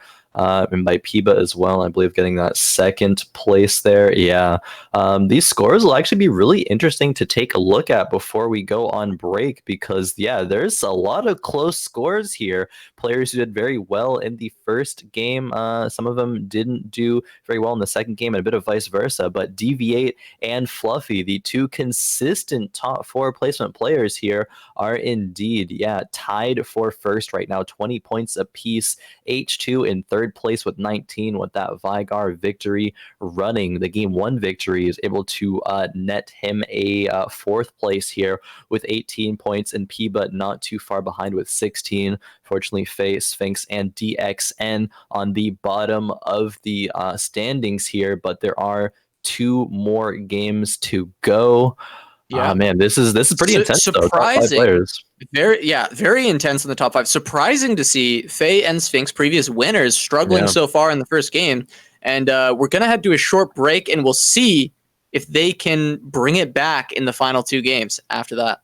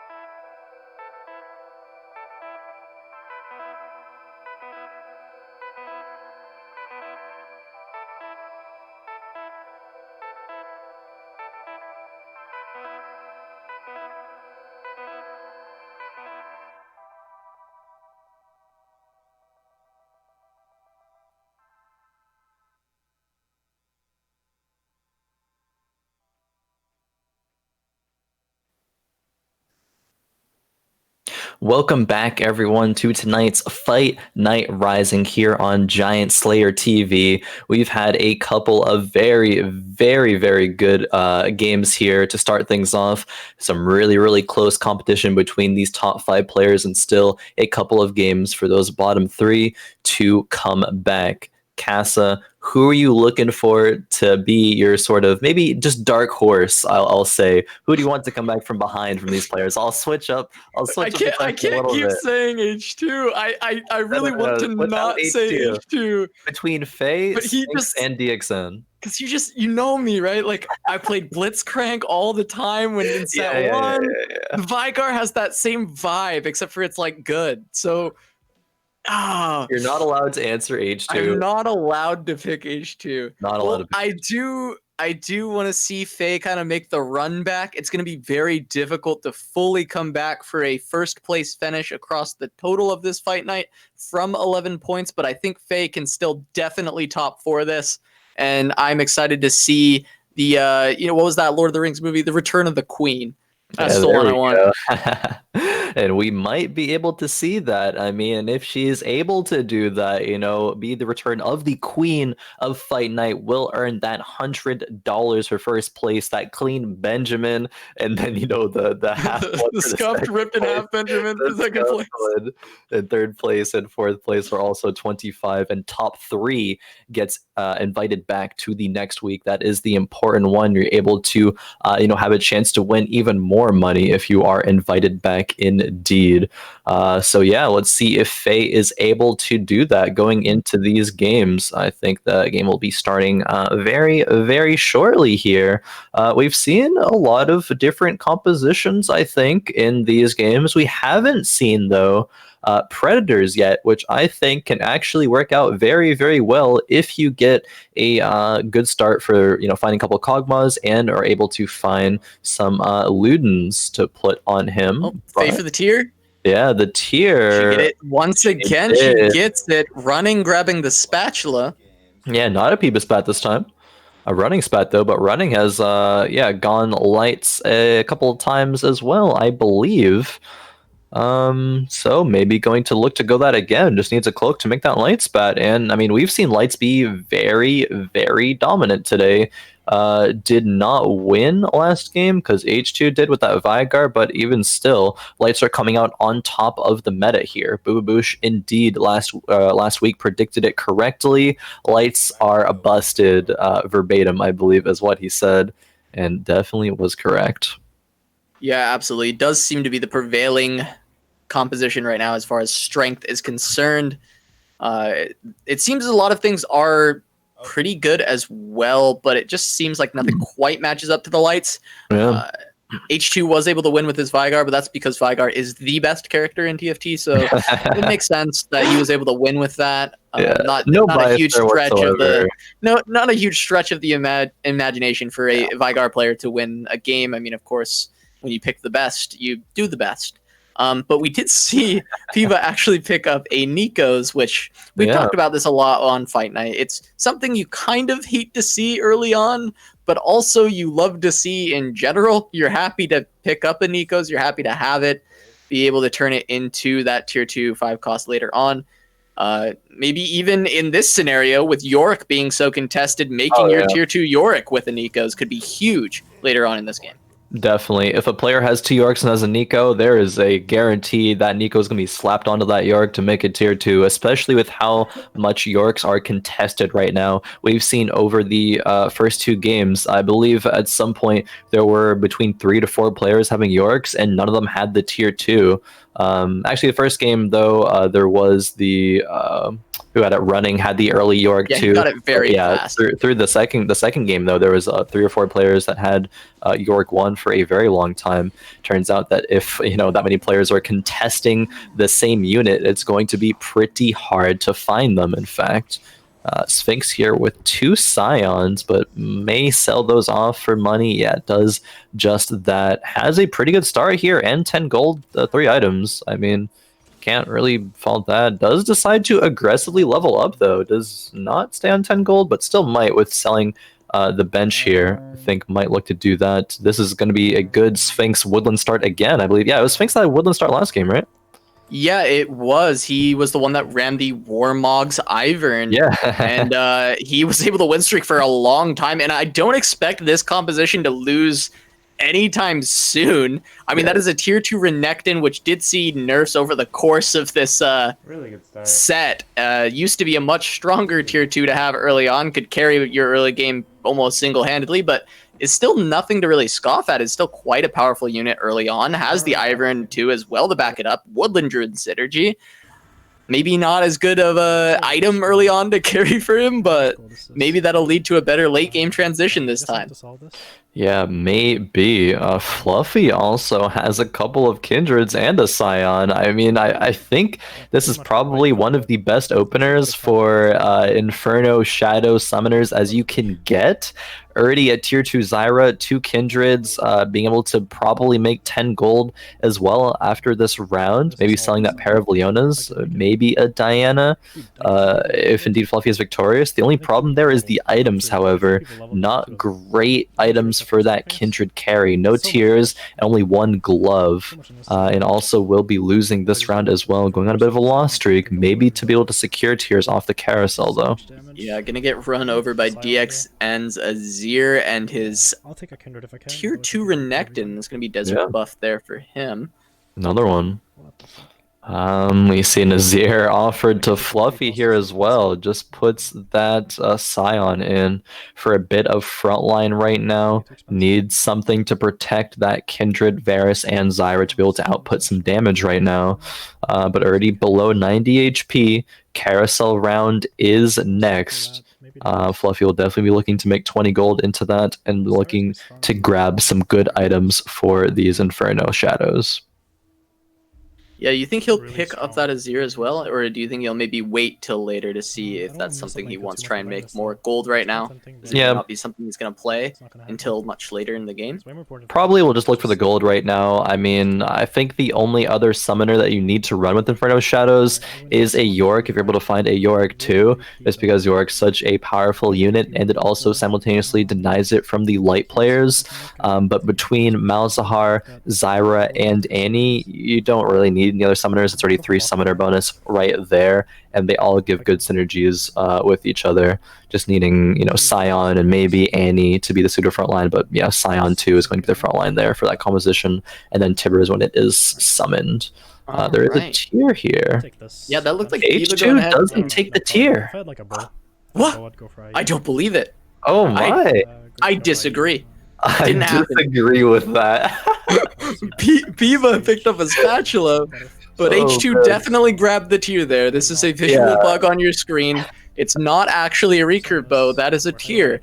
Faye also has a tier, which we've seen her pick up quite a few of those in the past couple of games. She started off with a tier, I believe, so maybe gonna want to check in with Faye soon to see if that is indeed committed to a Seraphs or not. It looks like DXN does want to go lights, has a couple of Veins, has Jax in play right now, and has a pretty good front line with that Renekton 2 and that Leona 2. Azir is going to be able to be enough damage that he needs right now to be on a 3-win streak, still 100 HP. Depends on how strong anybody else is right now to be able to contest him. Obviously, Sphinx is on 100 HP as well, but H2 here looking to be going some electrics. Yeah, a lot of electric. Yeah. Bulletberry gonna try and take a bite out of that Renekton, but that Cole the Meek's gonna heal him all the way back to full, and H2 trying to get his zappy boys going, but it's not gonna be enough. No. H2's gonna lose some HP here. Didn't look super strong actually, but we'll have to see. Maybe DXN does have a pretty powerful comp right now. He hasn't lost the round yet, so it could be something that is a lot stronger than it was made out to be by facing DXN. Probably. Sphinx, though, the other, I believe, 100 HP leader, takes 9 damage that round. A pretty sizable loss there. So DXN, the sole 100 HP survivor here. Faye also has some berserkers here, a couple berserkers, a few lights.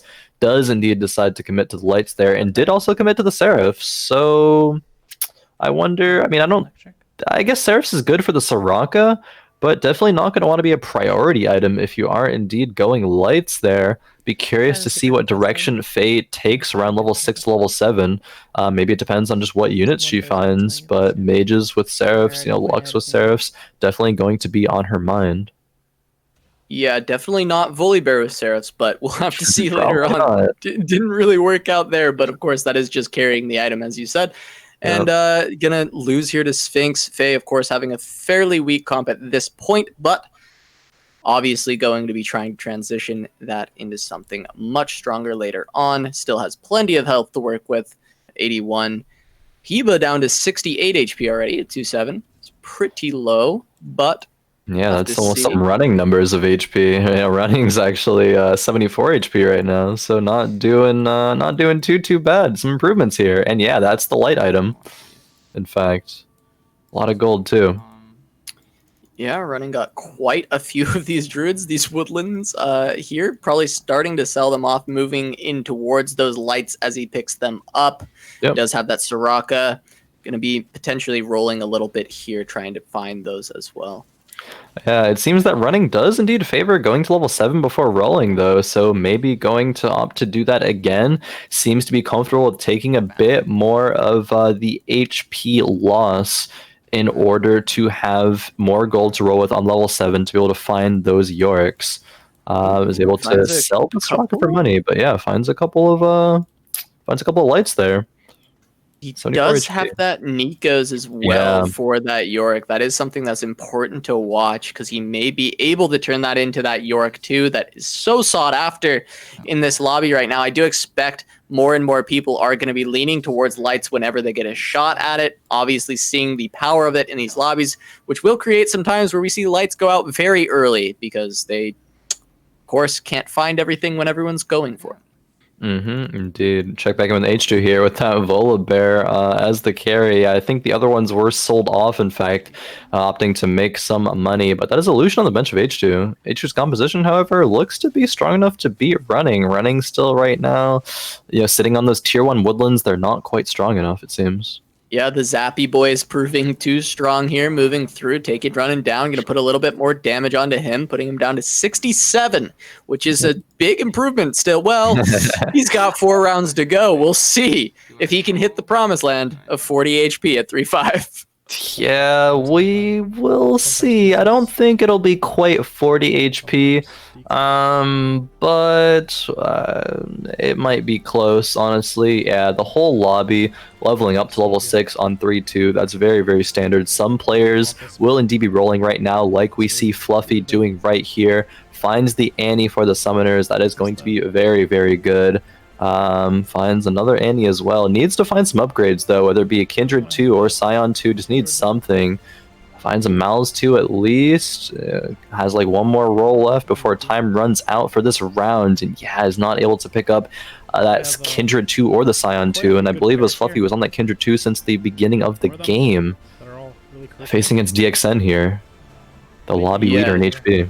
EXN's got that Vayne in the backline, tier 2, trying to deal as much damage as it can. Kindred with the Jeweled Gauntlet trying to do its very best, going to fall down. But the summoners, all those summons all over the board, taking everyone down. The Call to Meek does heal pretty much a full HP bar, but it's not going to be enough as he just gets burned down by the little Voidlings and the big bear of Tibbers. Yeah, that Tibbers. It's always, when you see 3 summoner bonus Annie at this stage of the game, like level 6, maybe level 5 at the earliest, that Tibbers HP always feels so daunting to deal with. It's just no unit will really do enough damage to be able to contest that at this point, unless the rest of the comp gets extremely just run over very, very fast. Yeah, it's almost reminiscent of Dota Auto Chess with Lone Druid and him dropping Alfredo when he hits that tier 3 Lone Druid long before anyone else has any upgraded units.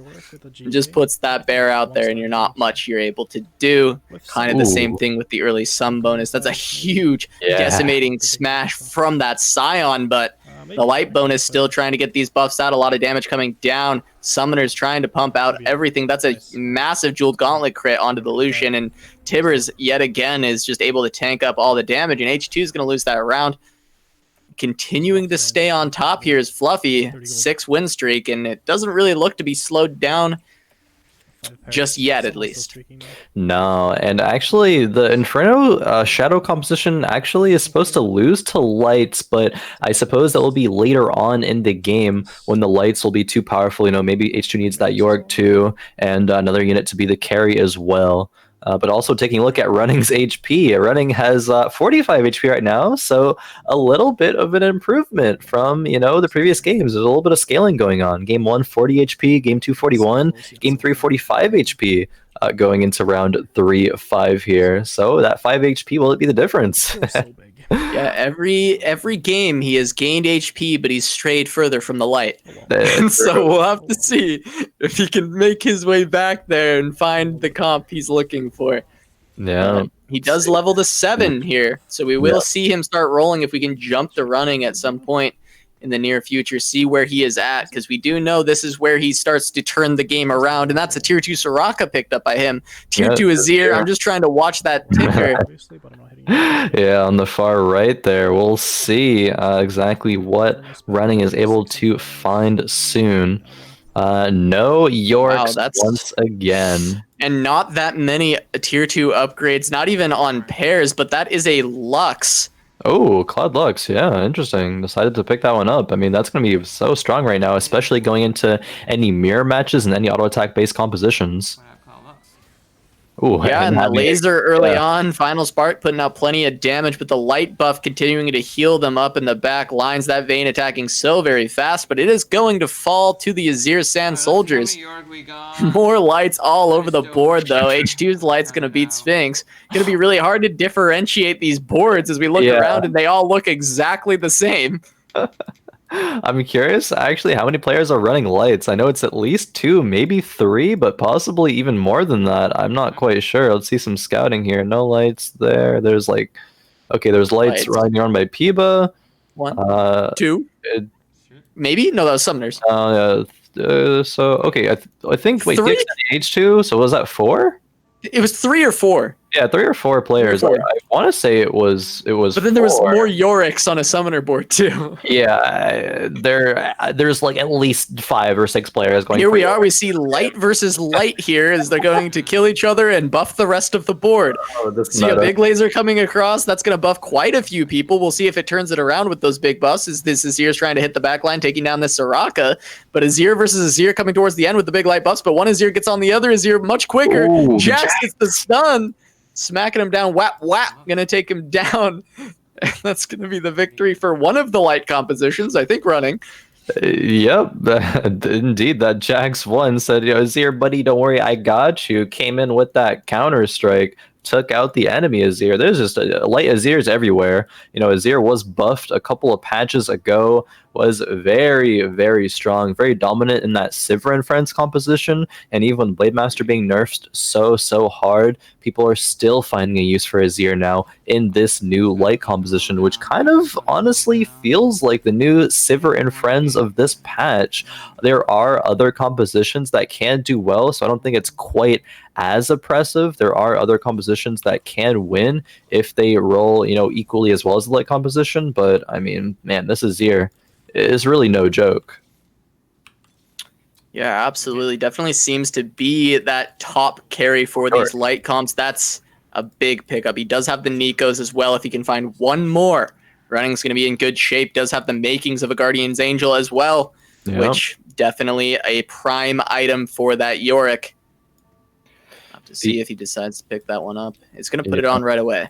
Yep, definitely. I'd be surprised if that weren't the case. Does decide to make the Warmogs as well, and that is a tier 2 Yorick on the side of H2 there with a Guardian's Angel and a Bramble Vest. Yeah.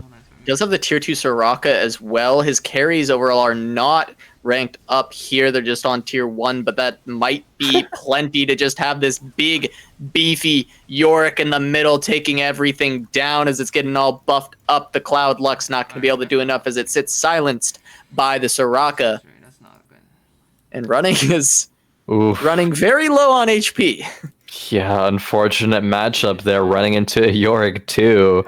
Oh man, it feels so bad at this point in the game where there's 3 players contesting your composition, and you happen to get a little bit stronger, right? So you're like, oh, okay, I'm gonna win a couple of rounds. I can stabilize. You know, I got that Nico on the bench. I can find that Yorick too after, you know, maybe the Carousel or maybe Raptors the latest. But then you run into just a stronger version of you, and it's like, well, I guess it's just doomed. Actually, how can I beat that? I can't. It's just, you know, a stronger version of me. Yeah, facing against Faye here, also with a lot of lights. You know, it's basically that meme, you versus the light composition your girlfriend told you not to worry about. It's running just keeps going into these light comps, but maybe this one can work out as Azir stays alive. Faye's Kindred jumping back into the silence zone, not doing enough damage, and running's actually going to take Faye down here.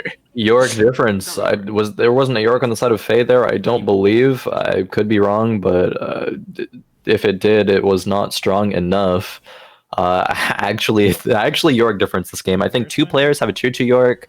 You know, running there has 1, and then a Nico. There's at least like 8 Yoricks gone from the pool right now, I think.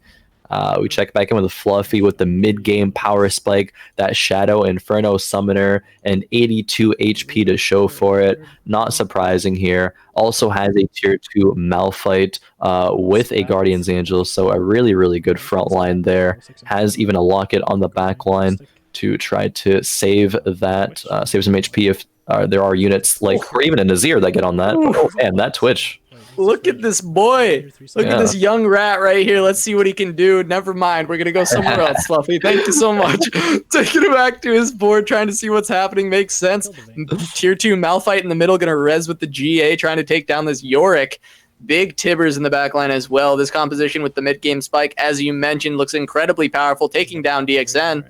And he's going to lose quite a hefty amount of HP. DXN down to 52. Faye all the way at the bottom with 27. Can't quite piece anything together here. Trying to see what she can find. Picks up a glove from that Nocturne. Yeah. Oh man, Fluffy actually, I think Fluffy is playing this very, very smart. Fluffy is the point leader right now, I believe tied at 20 points with DV8, I believe. Yeah, tied with DV8.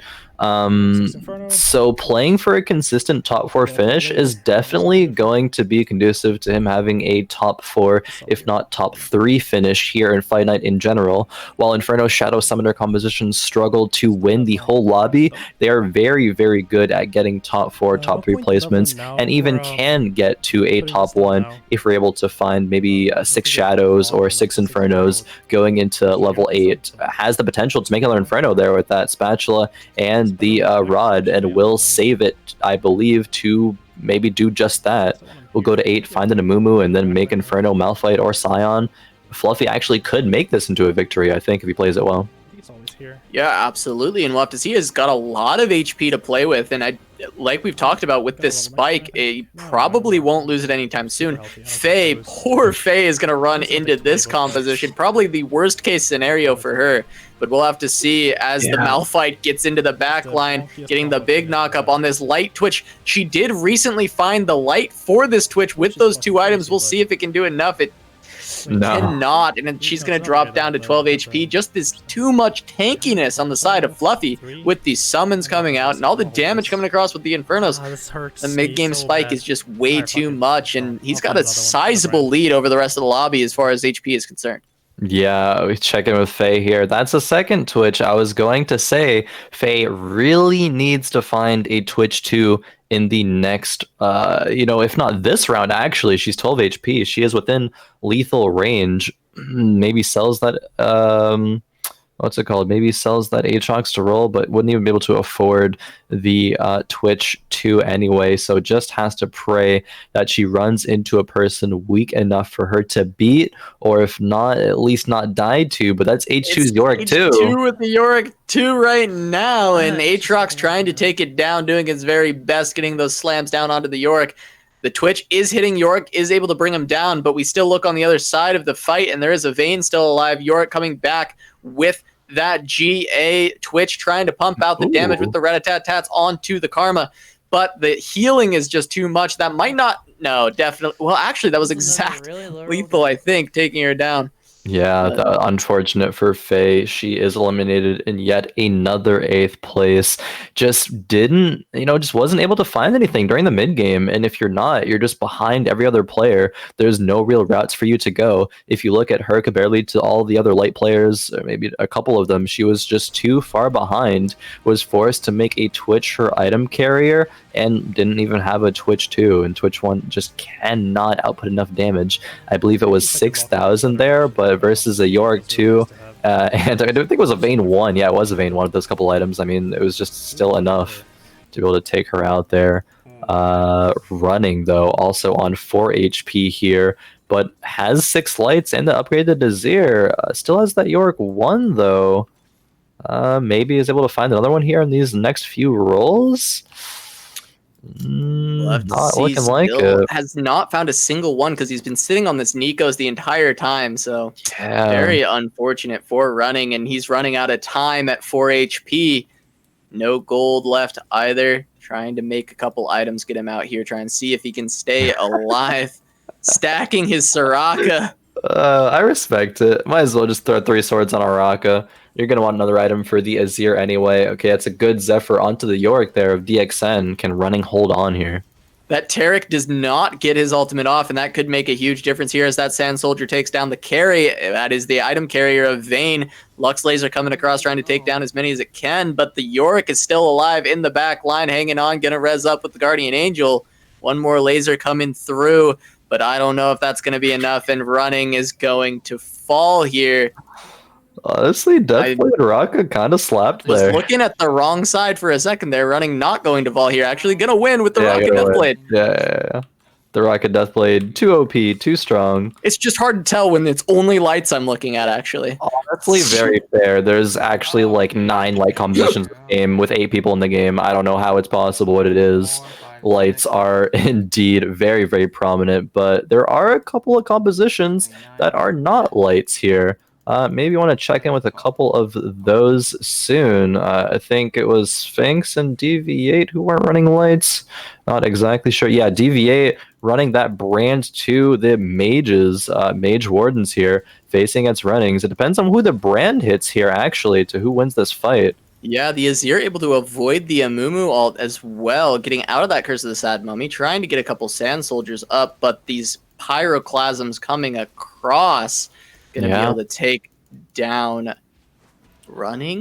Yep. Yes. The small minion from York was not enough as he falls in 7th place. I've seen York minions do some crazy things, but not from a York 1, I suppose, which is what running had there. Had the Cloud Luxon as well, but a Cloud Lux isn't going to do you much good versus a mage team. We also check in with Sphinx here, who is very, very low. Has there's a 9 light player again, Impeeba. 9 lights. I've said this before. Are we even surprised? Yes, but no at the same time. I feel like to see so many light Luxes at this point, during this fight night is pretty crazy. But yeah, Sphinx facing Fluffy here. Fluffy still in a win streak. Yeah, Sphinx has this big Twitch that we got a glimpse of earlier. Got the 3 items on that. It is sitting in an Inferno Hex, trying to stay alive with the lifesteal, but just gonna get crushed by Fluffy's mid-game composition. And Fluffy's still knocking everybody out that he can. Trying to 9 lights dies. Oh, he's gonna go out, and that actually may open up some lights for some of these other light compositions, primarily H2 and DXN. I believe both running the lights. Wow, I actually wouldn't have thought that 9 lights would fall there. I thought that would be alive for at least a few more rounds. Otherwise, I would have wanted to take a look at that, perhaps. Hey, come on, but yeah, very quickly, running fell. Then Sphinx and Impeeba back to back both fell as well. We just have the top 4 remaining. DXN grabbing that GA, DV8 Thieves Gloves, Fluffy with that Morellas, and H2 with the red buff there. H2 maybe feeling it's necessary to have red buff versus the lights. I think one of the reasons he likes the red buff here versus the lights is he has that Runan, so he can put it on an auto attacker and at least get it out on a couple of targets instead of just the one, which is usually the issue of that red buff what is am I it's gonna hit just Vayne going onto the to? one target versus Morello's generally being spread Do I across. actually Nico Now, Vayne obviously, to Runeans that? is just Do you one actually think additional, but it Nico can make the Vayne difference. to this game? Definitely having that healing reduction could be good to deny the mirror of DXN from healing. It might make the difference in the mirror versus DXN. I'm gonna mom. Honestly, Vayne 1 is going into our stage 5-5, going up against DV8 here. Is Vayne 1 going to carry? We're gonna have to see, but the Brand's Pyroclasm coming across, taking down pretty much everyone with that Morello's, and H2 is about to take a huge helping of damage, 25, dropping down to 8. DXN, both the lights actually losing very hard. Fluffy looking good to kind of carry on from his mid-game power spike, still hasn't lost at 82 HP. H2, interesting move there. Decided to go for the upgrade on the Aatrox, as well as Nicoing a second York too, instead of keeping that Taric in. I mean, it was just a naked Taric. I guess it gave Warden buff, but is it going to be enough? I mean, York 2 is very, very strong, especially in lights, but... Yeah, if the Taric wasn't getting its ultimate off, then there really was no point in having it in. The Vayne's going to step forward into the range of the Amumu here, going to get Curse of the Sad Mummied. First York going to go down, second York going to go down, third York going to go down from the GA. And that Tiber's going to fall in the back line. Fluffy has just accelerated far too much and seems to be unstoppable. Just riding this mid-game wave. The composition does great when there isn't a late game to get to. Ending this game fairly early, 5-6, and it's almost done already. Yeah, this game's actually insane. DXN also falling there. Both light players. There's so many light players that they were all stealing each other's units, and probably was a big factor in why they're all eliminated. We see actually a top 2 for the first time tonight with no lights. We see the Ocean Mages from DV8, and yeah, I mean, Fluffy's composition is just so strong. I'm not sure what's going to be able to win here. Yeah, it seems like a lot in the early game. Fluffy was just smashing people with just a huge amount of damage, and then as the game accelerated and people couldn't find more, DV8 was the only person able to find his composition going for a unique comp, and at that point he was also smashing people with too much damage, and so there you have it. This game is ending probably around 6-3. We'll have to see, depending on if Fluffy wins. It depends on which way it goes, I guess. Because if Fluffy takes it, it's going to be quick. This is the portion of the game where the Inferno Shadow Summoners are supposed to fall off. That being said, though, Fluffy is able to go level 9 at 6-1, is able to play a Soraka 2 for the Mystics, and Mystics versus the Mages are very, very good. Maybe Fluffy will have enough here to be able to maintain the streak. Yeah, the Mumus run at each other. We're going to see the Curse of the Sad Mummies go out. That's a massive Taric ult from this Taric 2. Going to hit pretty much everybody on that side. The Inferno Hexes are going down. If the Taric gets that off, that's going to be lights out, but he does not. And in the back line, it looks like no. Fluffy's going to lose, finally. But it was incredibly close. If that Taric ultimate does not go down, then DV8 is absolutely going to lose. If Fluffy can find a way to stop that, get some more crowd control in the front line, get some maybe poison, something else like that, could work out for him. Poison's probably too far off to go for. Yeah. I actually think I want to see Fluffy go for Mystics here. The only thing that's going to kill Kindred off is if a couple of brand bounces will be able to hit that Kindred. But if not, the front line will be good enough to protect the Kindred long enough to where she'll be able to kill pretty much everything. Not opting to do that right now, and actually doesn't pick up the Nami either, but I think that might be the play from Fluffy. Kindred steps in and gets stunned. We're going to see that first Pyroclasm coming out, doing a lot of damage to the backline, but Kindred's able to avoid it for the most part, finally getting bounced to as those bounces keep on rolling. Taric getting in the front line there with the static shift, trying to assassinate the Kindred, not able to take him down, and Tibbers is able to kind of beat down the back line as Varus stays alive just long enough. DV8 going to lose that round, but just barely. But one more of those, and he will be out of here, so he's got to be very careful. Maybe spending some more of his gold here. At this point, it seems to be one of the last few rounds.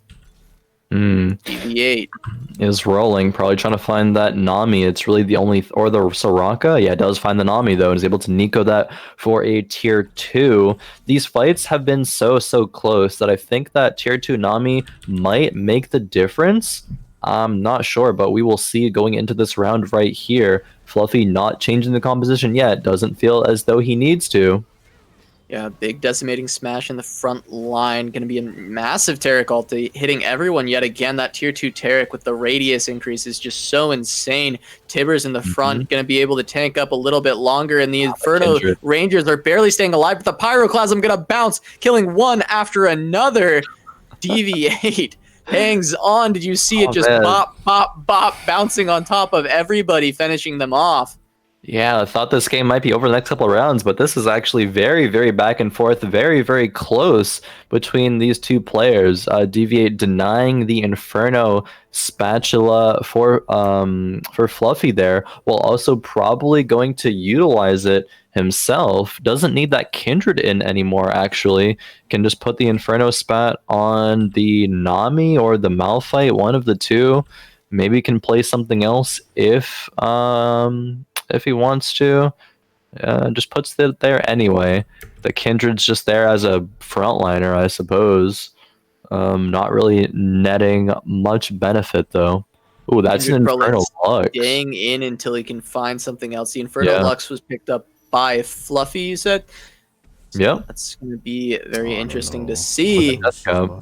Does have the death cap in the back line. We're going to watch the front. The Curse of the Sad Mummy hitting the Kindred yet again. We have the big Taric ulti coming down. It's not in the back line. If Lux decides to target properly and hits this Nami, it could be huge. Taric finally going to go down. That's a big knockup. Lux ulti coming across, not really hitting the targets that they want, but Pyroclasm hitting across everybody, bouncing back and forth. Can the Nami stay alive long enough? It cannot. And DV8 is going to go down. Fluffy taking a first place in this one with that Summoner's Shadow Inferno composition.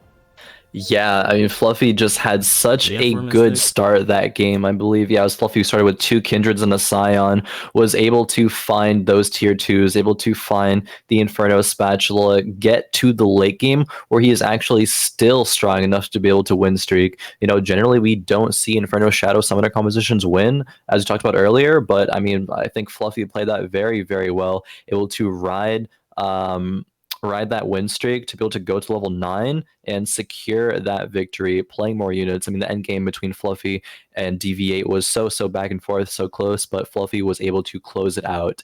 And I mean, 1 point differentiates these two. Fluffy and DV8 definitely coming out ahead of all of the other players here tonight. Their placements have been so consistent, with 33 Fluffy, 32 on DV8. H2 though not too far behind with 27 points, but the rest of the lobby definitely has their work cut out for them if they want to make it into the top 4, let alone the top 2.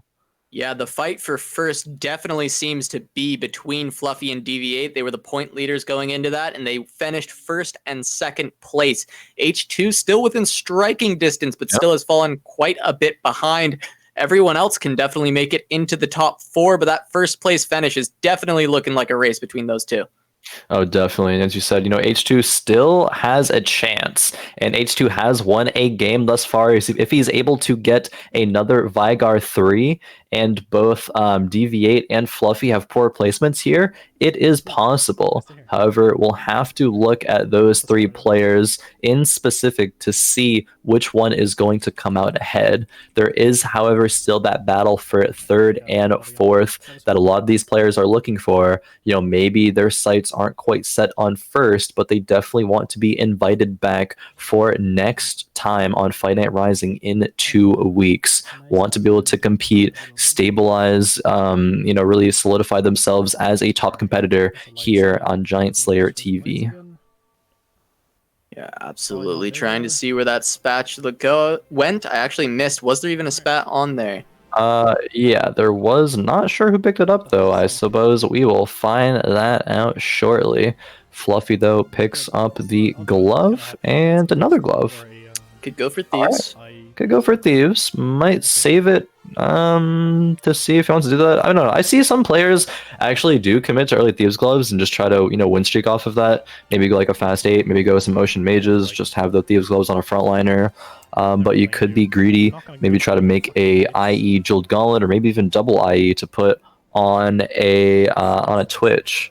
Actually, double IE, also good items for Olaf, actually, but I don't think we've seen any Berserker compositions here. I think Berserker comps are a little bit weaker this patch, and the only way that they are able to win is if you have an Assassin item Olaf, because these compositions like Inferno Shadows and Rangers that traditionally kill Berserker comps and kill the Olafs, he's able to jump behind them and just automatically get on that back line. I think it's the only way that they're viable, but it seems that nobody really has found the opportunity to do so, or maybe just doesn't want to in general. Here's the Running. spatula for running, and he And a vein too. finds some lights. Yeah. There will be light players no matter where we look this game, it seems. Nasus 2 here for Faye. We got a Nasus and a Vayne there. 2 Nasuses there. No light units here for H2, but I mean, H2 is the Vygar main. Speaking of Vygar, I also thought we saw a couple of Vygars on Sphinx's bench, I believe. It was somebody. Yeah. On patch 10.2, Riot proclaimed, let there be lights. And we're going to have them right now, as we've got the tier 2 Vayne right now. I just forgot words for a second, but the tier 2 Vayne for running. Words are hard. Coming from Played English League of Legends for 8 years. Can't remember Vayne. Got a Nasus for Sphinx, but that's pretty standard in the early game. A lot of people like to pick up a Nasus, throw them in. A couple of Vygars for Sphinx here, so we'll see if he tries to take a page out of H2's playbook and go for that one here. I mean, still is keeping both of them. No tiers, unfortunately, but if I were Sphinx, I would try to make 10 gold here, and if I'm able to find the Vygar 2 early or soon into the future, I would, be definitely considering keeping those. Is able to, or is not able to take the round versus Fluffy, though, but Fluffy did commit to those Thieves Gloves and takes the round pretty decisively. Fluffy also kind of just slamming items early, trying to play to preserve HP and maybe secure another top 4 finish. We look around. There is a Morello's here picked up by DV8 onto the Nasus. Yeah. Tier 2 Leona as well for that front line, those Wardens. Maybe you can pick up a couple wins with that. See level 4 for Fluffy. Yeah, level 4 being by Sphinx there as well. A little bit of aggressive leveling. Generally, players will do that if they're, just trying to preserve some HP. Maybe get a couple of better rolls on the next round. Actually, next round, everyone will have level 4 rolls anyway.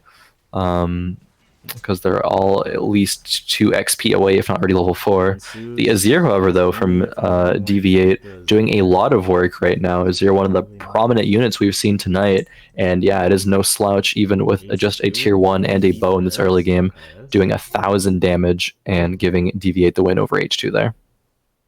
Yeah, able to take it down. We see so much Azir tonight. I mean, it's been in so many different compositions, primarily, of course, the lights. However, and seeing so many people run lights, of course, we're going to see all of these Azirs. And it's just like back in that Blade Master Blender meta with these spats. Used to always go for Blade Master items, and now they're always becoming light items pretty much. I'm pretty sure. Yeah, I mean, light items are, we've seen maybe 1 or 2 Force of Natures. I think it was last fight night, we saw a Force of Nature almost like every time off of the second carousel, I think. Yeah. But yeah, players this week definitely opting to not make Force of Nature and opting to go for that light spatula. We see running here with a few lights in that Vayne 2 Jaxes and a Nasus, but DV8's composition is so strong here. It's hard to see him lose right now. Even has the Morellos to counter the lights. Strong start here. Being able to lose or win a couple rounds after losing the first round there. Probably make 20 gold here as well. Should be able to make 20 gold. Does seem to be in a pretty good spot. Looking at the top, we still have Fluffy, who did go to 4 early at 100 HP. Yeah. Maybe trying to preserve a lot of HP like he did in the previous game. Just try and snowball it the best he can, going for a high finish, knowing that against DV8, he does have to place higher than DV8 to secure his victory. Indeed. H2 does not have a tier. I think I just want a tier. Once again. It's crazy. I can't believe it. Oh man, it's a kindred with a rod though, which is really good, especially if one is looking to go Inferno Shadows. But yeah, I mean H2 not taking tier just kind of feels wrong. It feels it feels like something is off. Right. No, definitely not. Another Azir from DV8 there. Check in with Faye. Her first loss was last round, and it was only to 1 unit because she is still pretty high HP at 96 here. Has 3 mages, has a couple wardens, has a couple of oceans.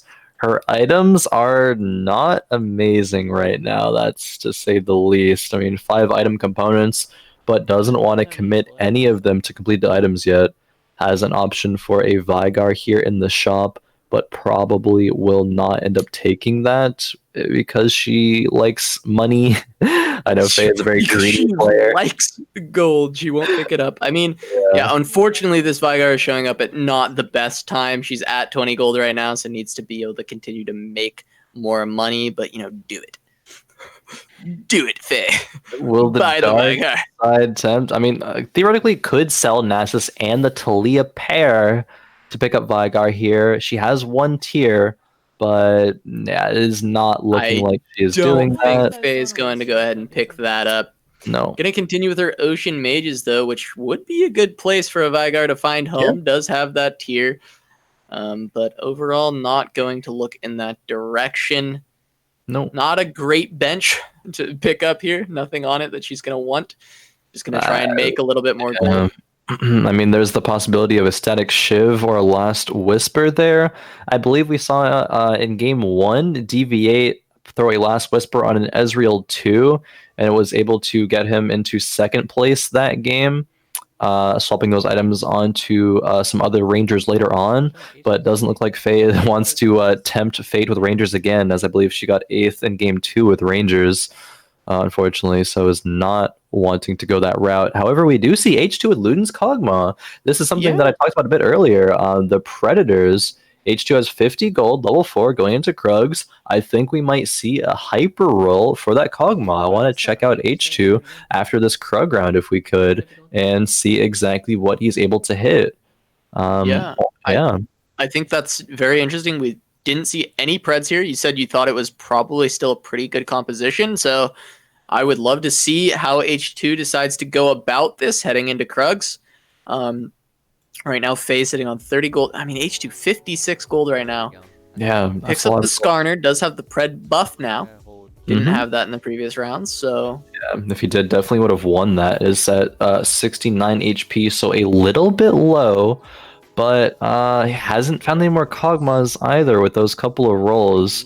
Doesn't have a tier 2 on the Rek'Sai or Skarner either. H2 is going to need some good rolls here and some good items in order to make this a first, and I think he's looking to do that this game. Wants to try to high roll the Predators to get that first place finish and maybe even win the lobby, depending on the placements of Fluffy and DV8. All right, well, potentially here he's about to go. As soon as this next round starts to come around, we're going to see him start going for it. And he's going to start it out. There's the Skarner, going to be good to pick that up. A Veigar attempting him to purchase it, but he's able to hold fast and stick to the game plan. Yeah. Picks up a couple more Kog'Maws here. Another Skarner. Rek'Sai available. Could go to the tier 2. Decides to pass that one up. Maybe still looking missed for the Kog'Maws. Yeah. Not finding that many. Another Skarner. Definitely not going. Okay, that's a big roll. Yeah. Definitely not the best overall, I would say, but does find a couple more Skarners. Okay, that's a does end up catching that Rek'Sai, noticing it. Maybe not the worst, but definitely not a high roll. No, and what's unfortunate for H2 here is also the items. I think H2 is going to feel as though he needs to slam some of these items that he has on the bench on a Kog'Maw, perhaps, because it's unlikely to be able to get 2 more rods and 2 more tiers as well, because the optimal items on Kog'Maw 3 are indeed triple Ludens, as the scaling with Luden skill patches go was changed, that it will do more damage on a tier 3 unit. Already slamming a Giant Slayer. Very apt for being on this channel right now. I suppose so, isn't it? Yeah. But it's 2 Kog'Maws away. Wants to be able to econ up here and find that Kog'Maw 3 after Wolves at the latest. He's still in a decent spot here. Probably able to stabilize, depending on who he runs into. There seems to be, on that quick scout, a lot of strong players in this lobby, facing a 4 Warden front line on the side of... CV8 here that he's looking at. He's trying to burn them down. As soon as he gets these Wardens low, though, he doesn't have to go through quite as much HP as a lot of other people do with this Predator buff. He does snipe that backline with the living artillery, but I'm not sure it's going to be enough. It finally takes down the Varus, which is huge, as this Nasus is getting very low. Does get one more snipe, and that'll do it. Those Kog'Maws getting those living artilleries onto the backline, very, very important for H2 to continue to win, try and pick up a win streak here, as he's just looking for these Preds, not hitting the rolls he wants right now, but as long as he wins for a little bit, it's okay. He just has to eventually find these 2 more Kog'Maws to go. Needs 4 more Skarners. 4 more Skarners and 2 more Kog'Maws. Generally, Predator players will want to be above the 50 gold mark when they decide to roll down again after Wolves, at the latest being 50 gold at that point, does decide to slam the bow on this Kog'Maw. Just maybe wants to play for a top 4 at this point, saying, hey, maybe my items are doomed. I should just slam the items that I do have to try to get a top 4 finish, you know, get 3rd place in points and be invited back to the next fight night. Definitely some strategies may change when it comes to players just playing for specific placements as opposed to just for 1st place here. Absolutely, that's a good point. H2 may be looking at the scores right now and being like, hey, it might not be possible for me to catch up all the way to 1st, but I can definitely secure myself this 3rd place. So he's trying his very best to just get himself to that top 4, like you mentioned. Looked like they were fighting over a chain vest, but there were 2 chain vests next to each other. It was the Yorick. Yeah, you're right. It was the Yorick, for sure. I always look at the items. I always forget to look at the champions that are there, and yeah, they were definitely going for that Yorick. Honestly, there's so few units in the carousel at stage 3 that are just like, hey, I want the unit, not the item. We saw that earlier today as well, I believe, in game number 1. That's what Running decided to go for. Running decided to go for the Yorick as well on that carousel at this same stage in the game, and was able to make Yorick 2 and get 1st place with it. So yeah, Yorick, one of the only units that I would do that for.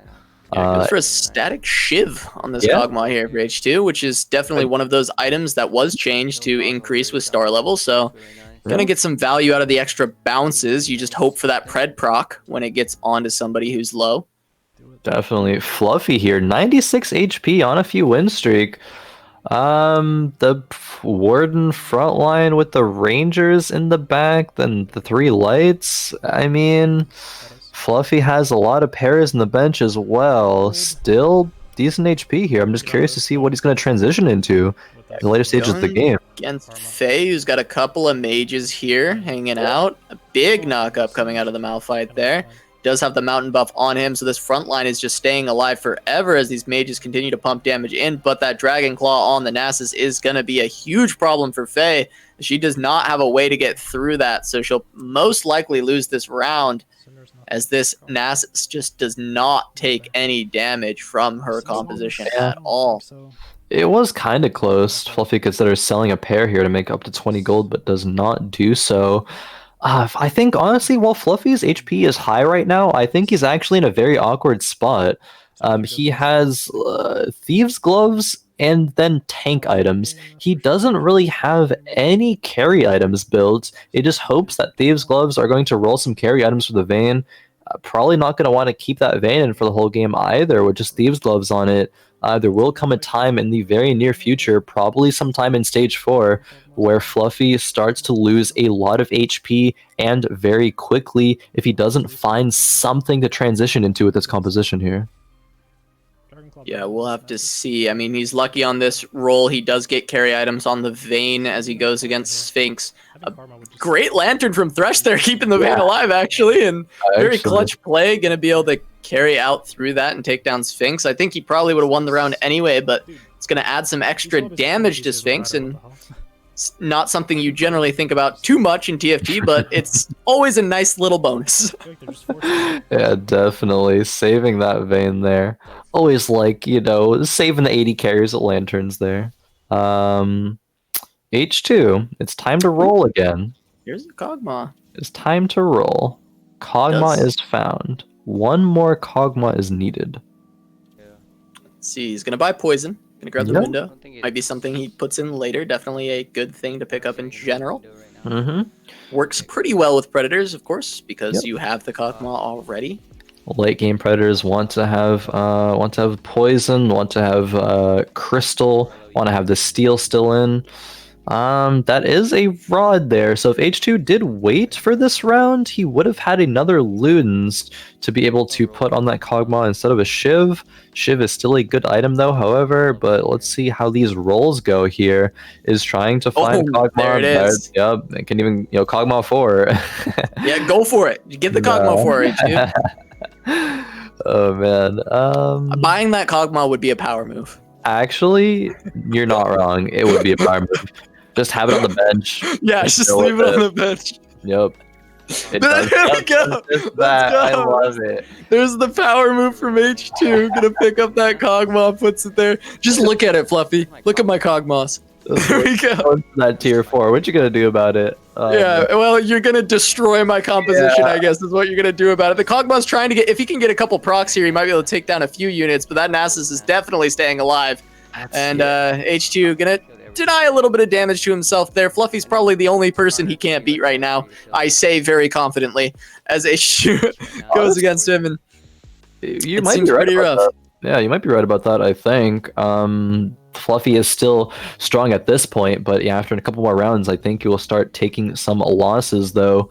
H2 definitely needs to either find poison, find these this Rek'Sai 3 and this Skarner 3, finds Mundo 2, yeah. Another tier 2 Rek'Sai is selling to be able to maybe make up to... No, it's not carousel round, actually, so can't make up to 30 gold tier. Unless he sells the Skarners, which probably is not going to be the play. That's right, though, yeah. I think Skarner 3 is going to be very important in this game. It's such a strong unit, actually, just being so incredibly tanky, especially once you can get that crystal buff for it. Crystal Lux would be great later on for that synergy. Yep. Tarek as well, very good comp, but... York, too. Yeah, but it looks like... Yeah, H2's kind of running over this comp in the best way that Preds really can, with only having 6 units in, of course, and Kog'Maw going to stay alive throughout that one. Yeah, 8.2k damage there from the Kog'Maw. These items, I think it was smart of H2 to slam these items in order to save HP. If H2 got any lower, maybe would be, you know, within a threat of just losing to a couple of bad fights, you know, maybe some bad fight RNG. Fluffy has transitioned the Vayne into an Aatrox now.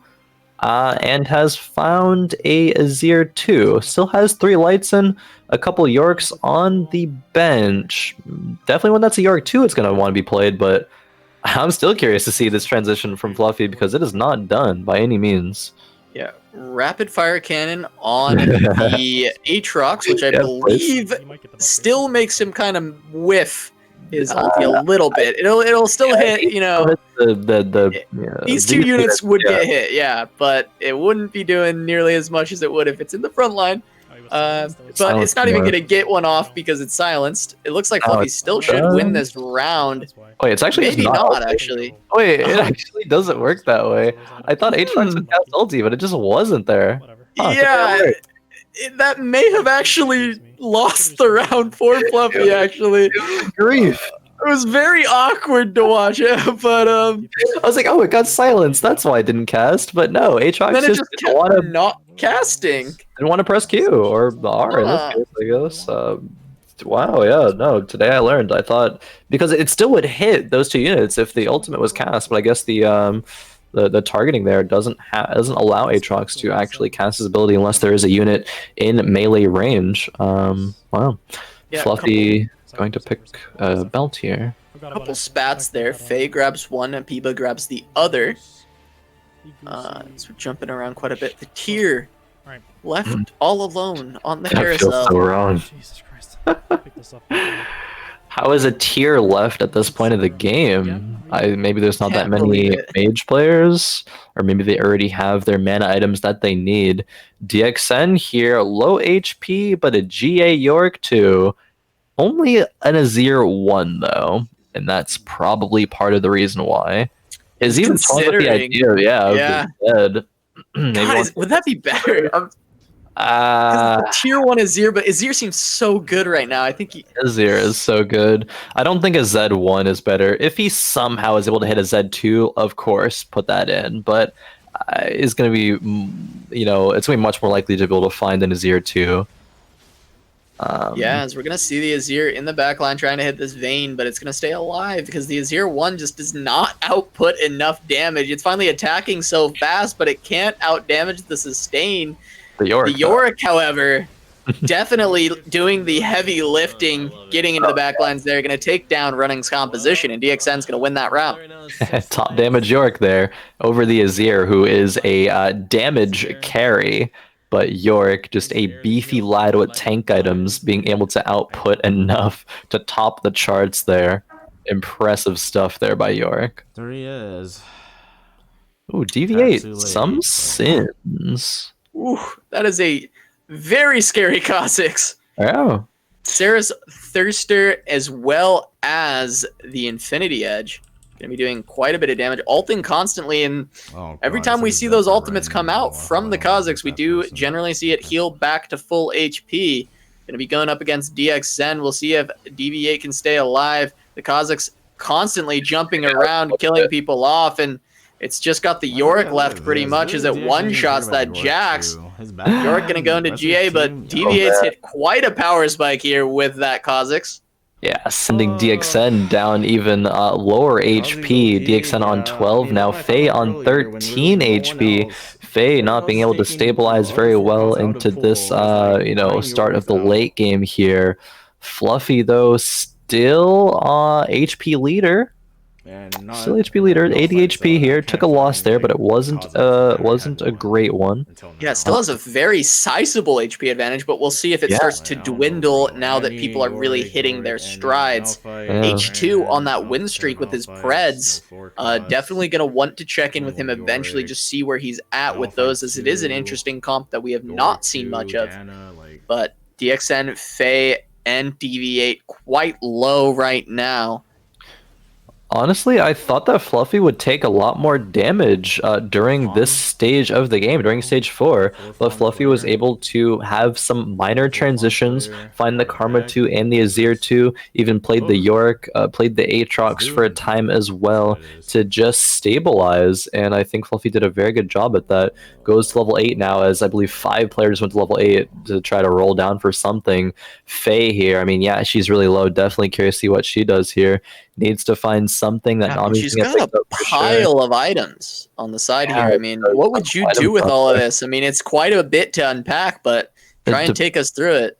Depends on what she rolls here, but she needs to roll fast, and I don't think she's rolling quite fast enough.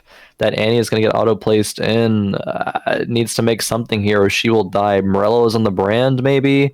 GA, okay, Seraph's there. Yeah, Morello's in the brand. GA on the brand as well. I would just slam that, or you're going to lose this round, Faye.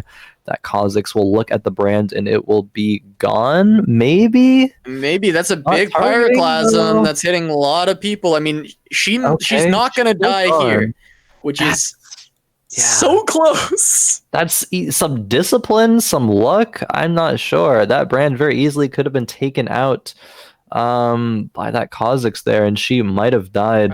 I mean, Faye probably going to be among the bottom 4 of this fight night anyway. So maybe it's just deciding to play risky because of that. Just says, hey, I need to roll down next turn and see where exactly my items are actually going to go.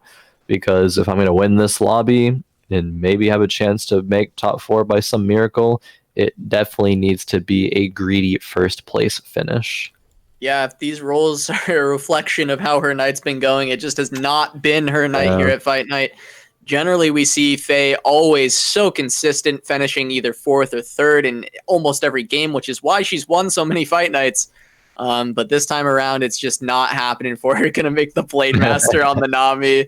It looks like she probably realizes that this one's not gonna be it, and her comp's slowly gonna get run over here by Sphinx. The brand staying alive for a bit, able to get some pyroclasms out, but not able to cast one last one as the tidal wave comes across. Gonna finish her off here, and Faye gonna go out in 7th because I think someone else went out before.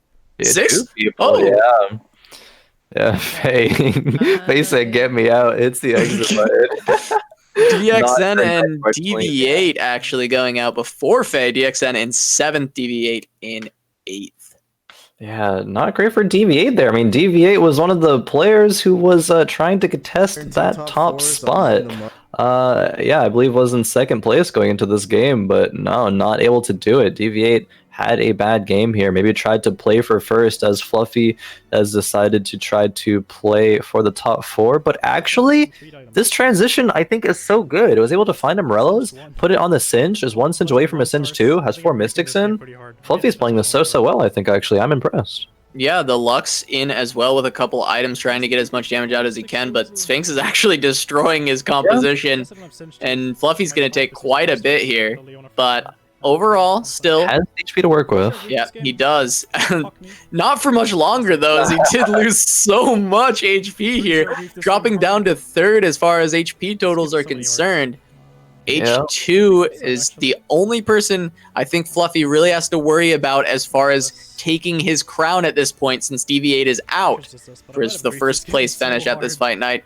As long as he can stay alive a little bit longer, he might have secured it. But H2 is coming and trying to make sure that he can take this back. Maybe it's going to be a long road ahead of him, but we'll see what Fluffy... Oh, I think Fluffy's going to try to swap the items on that Singed, actually, to be able to pop a lot of the items off. If he finds another Singed, we'll place that one on the bench on the board, place the Jewel Gauntlet on it. Does not find the Singe, though, so just decides to commit it to the Azir. But that would have been a neat little play there. Finds the Singe now, but I mean, I guess you're not upset with that. Azir is still going to be a pseudo carry with those items and output a lot of damage. Still has Lunars into the stage of the game, but that Singe too, I think, is definitely what Fluffy was looking for. Yeah, he's going to go against a clone for this round as well. He's going to go ahead and scout around a bit, but seeing what his composition can do. It looks like that Lux laser gonna hit the perfect targets here, and does have a Morello's from the Thieves Gloves definitely helping out there. Fluffy gonna win that round. H2 gonna lose a round, dropping down to 7 HP. Impeeba down to 12. Fluffy just hoping for those 2 to go out, and then he knows he's in the clear. But Sphinx looking to try and pull himself back into this fight night, try and get that top 4, that top 3 to try and come back.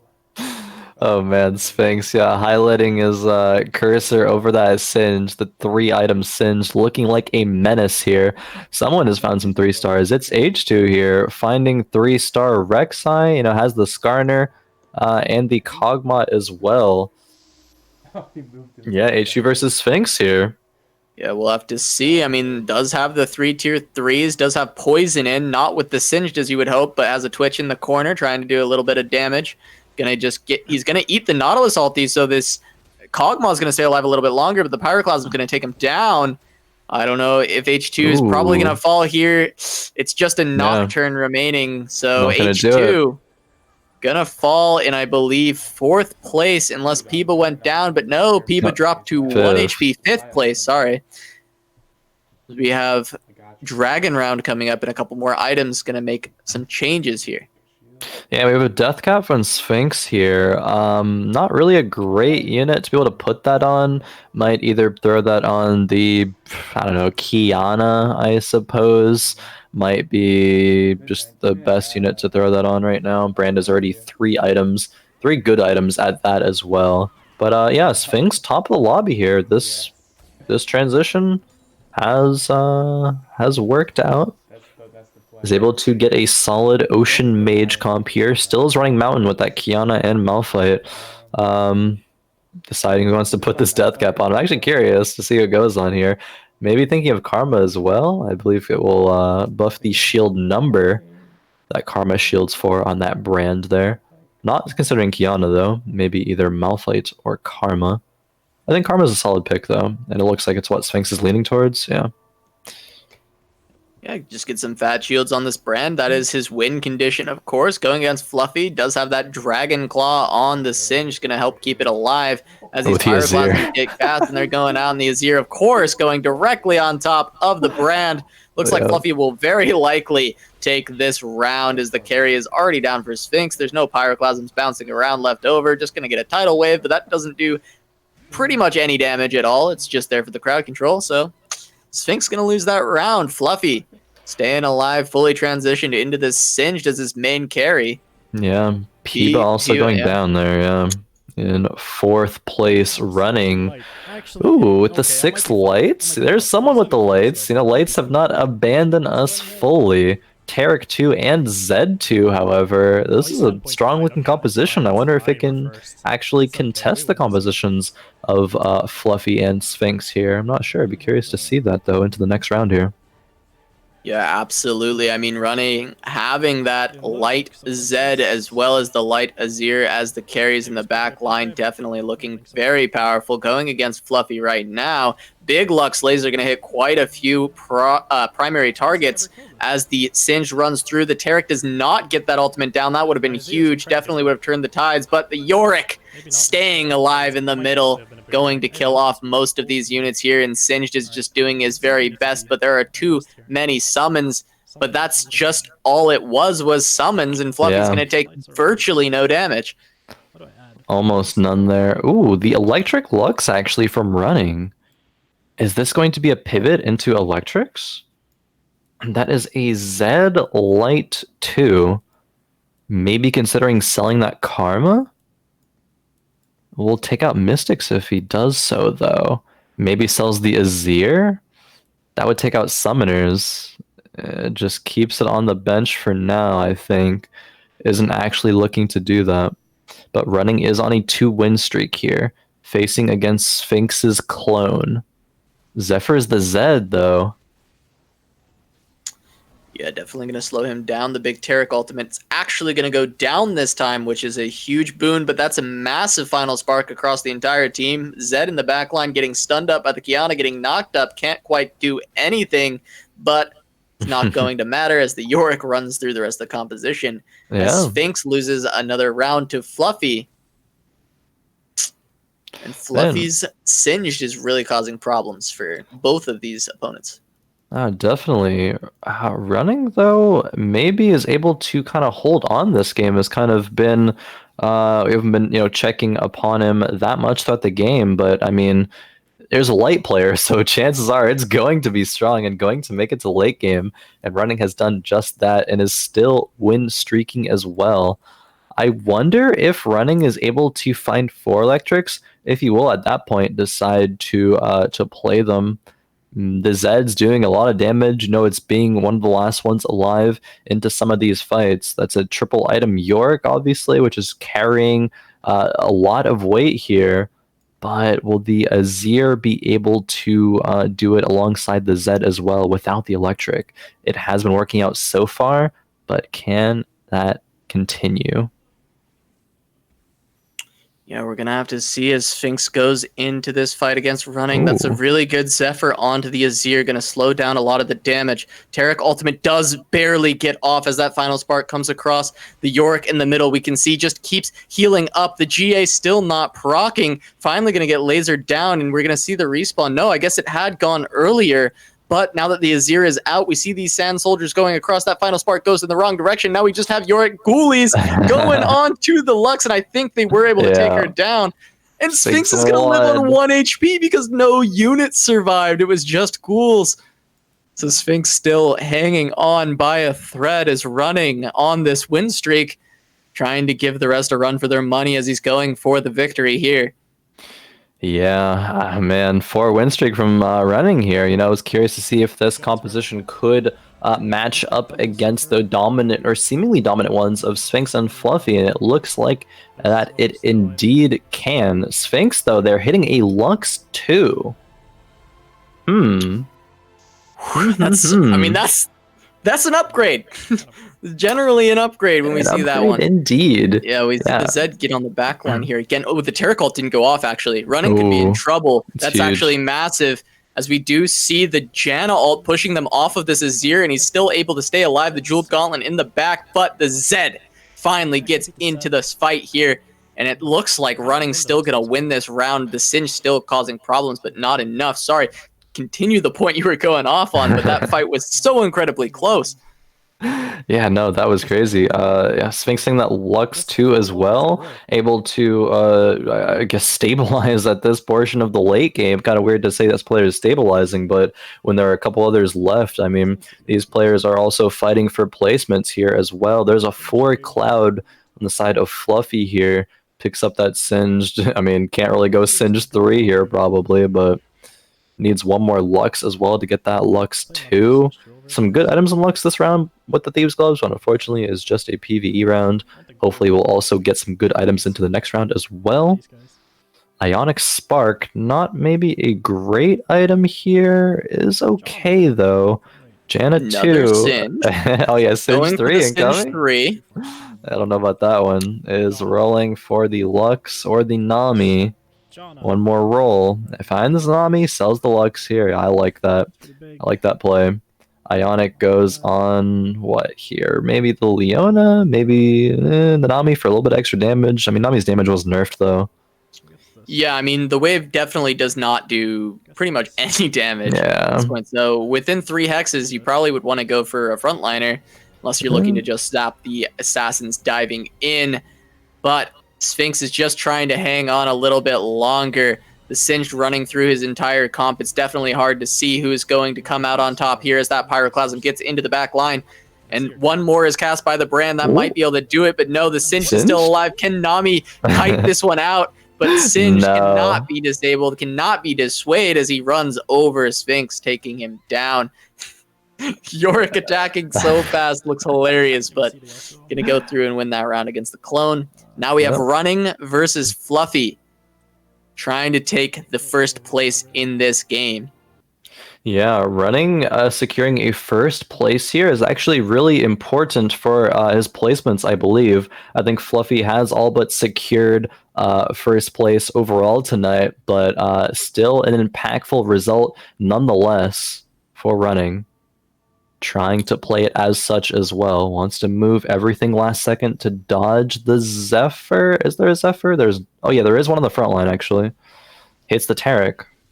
Yeah, we have the Singe running through yet again, trying to keep my eyes on that Yorick. The Lux trying to get sniped down here. The Janna pushing back that Taric, but it does get the ultimate on quite a few members. The Zed in the back line still getting these shadows off, doing its very best to try and take down the composition of Fluffy, and it looks like it just might do that. Running going to win that round and is going to take Fluffy down. Running going to get first place in the final game here, but I think Fluffy has secured his spot as first place in this week's Fight Night Rising. Congratulations to him. I believe so. What an impressive performance by Fluffy. I think every single game, in fact, was able to top 3. Yeah, I believe so. I mean, that's just such an impressive run. 45 points overall for Fluffy there. Was able to win by 10 points. And that is actually insane. I believe there's some tiebreakers between Deviate and Running there between third and second place there. Running might be, actually able yeah, to come Running. from behind and secure that second place with Yeah. 2 first place victories. Yeah, so Running indeed is in very second. well done by Running. H2 gonna round it out with that 4th place, just barely missing the invite back, but I'm sure we'll be seeing him eventually again back here at Fight Night. But congratulations to the top 4 finishers being in the money, and congrats to Fluffy, DV8, and Running. We'll be seeing them back in 2 weeks. Yeah, indeed, man. H2, can't help but feel for him. Just a couple of points off of contesting those spots to be able to make it back. But as you said, just some great games here tonight. Fluffy, huge congrats to him. Faye, though, unfortunately, one of the powerhouses of Fight Night, not able to really show her stuff this patch. Was able to get a top 4 in game number 1, but some unfortunate placements in the rest of the games. Alongside DXN as well. I think we do indeed have an interview though with the winner. All right, yeah, we're gonna get that going real quick. Alrighty, yeah, gonna get that in 1 sec here. Curious to ask Fluffy some questions. I mean, Fluffy definitely seems to have a good grasp of this meta, and hey, there he is. Yo, Fluffy, congrats on the games tonight. Congrats on getting your first place victory. You seem to have a really, really strong control over the meta tonight. I don't think there was a single game where you went below 3rd place. No. Basically, I just try to avoid lights because everybody on NA just forces lights. Like, pretty much everybody. 5 out of 8 players had lights. And even the last game when I was they threw lights at me. The game just threw every light unit at me. I just tried my best not to play it. Because I would just get stuck juggling for a 8th or 3rd or some shit. Yeah, so it seemed really smart to do that because in some of the earlier games there was only 1 or 2 players playing lights, so it looked like that may be the dominant strategy and we were going to see light victories over and over. But light's definitely one of the better comps. It's super strong for sure, but when 5 people try to go it, it's not that good because only 1 or 2 players are going to hit it. And then if you just play a totally open comp and play what you get hit, the ocean bullshit kind of comps, it feels a lot more consistent to place high. And definitely. I feel like that's the better strategy for tournament play because if you just top 3 every game, you probably win, or top 2. Yeah, definitely. If you're able to be that flexible of a player and you seem to do just that, be able to play what the game gave you, not have to, force light compositions like some of these players did. Yeah. I mean, there was still some consistency between, some of the light forcers. Yeah, for sure. But then there were games where they just didn't hit and it was pretty doomed. So yeah. You don't hit, you get 8th. That's pretty much it. Yeah. Oh, definitely. Casa, do you have any other questions for Fluffy here? No, I mean, I don't have much. I mean, he's kind of answered the main ideas that I had. No, I mean, I'm excited to have you coming back here and really showing up. I mean, 10-point victory, one of the most dominant performances we've ever seen at Fight Night. So just a big congrats to you. Big props for coming in and playing against that light meta and really just showing the experience. I think it seems like you have experience in other games, right? Yeah, I played competitive and professional Hearthstone for about 5 years. So I got some competing experience. Yeah, so that absolutely shows in the fact that you're able to come at this as a tournament standpoint, not just thinking what the strongest comp is, but thinking of it as an entirely game in itself, the tournament versus the actual lobbies. So very well done and congratulations. Definitely. Thank you so much. Appreciate that. Yeah, thank you.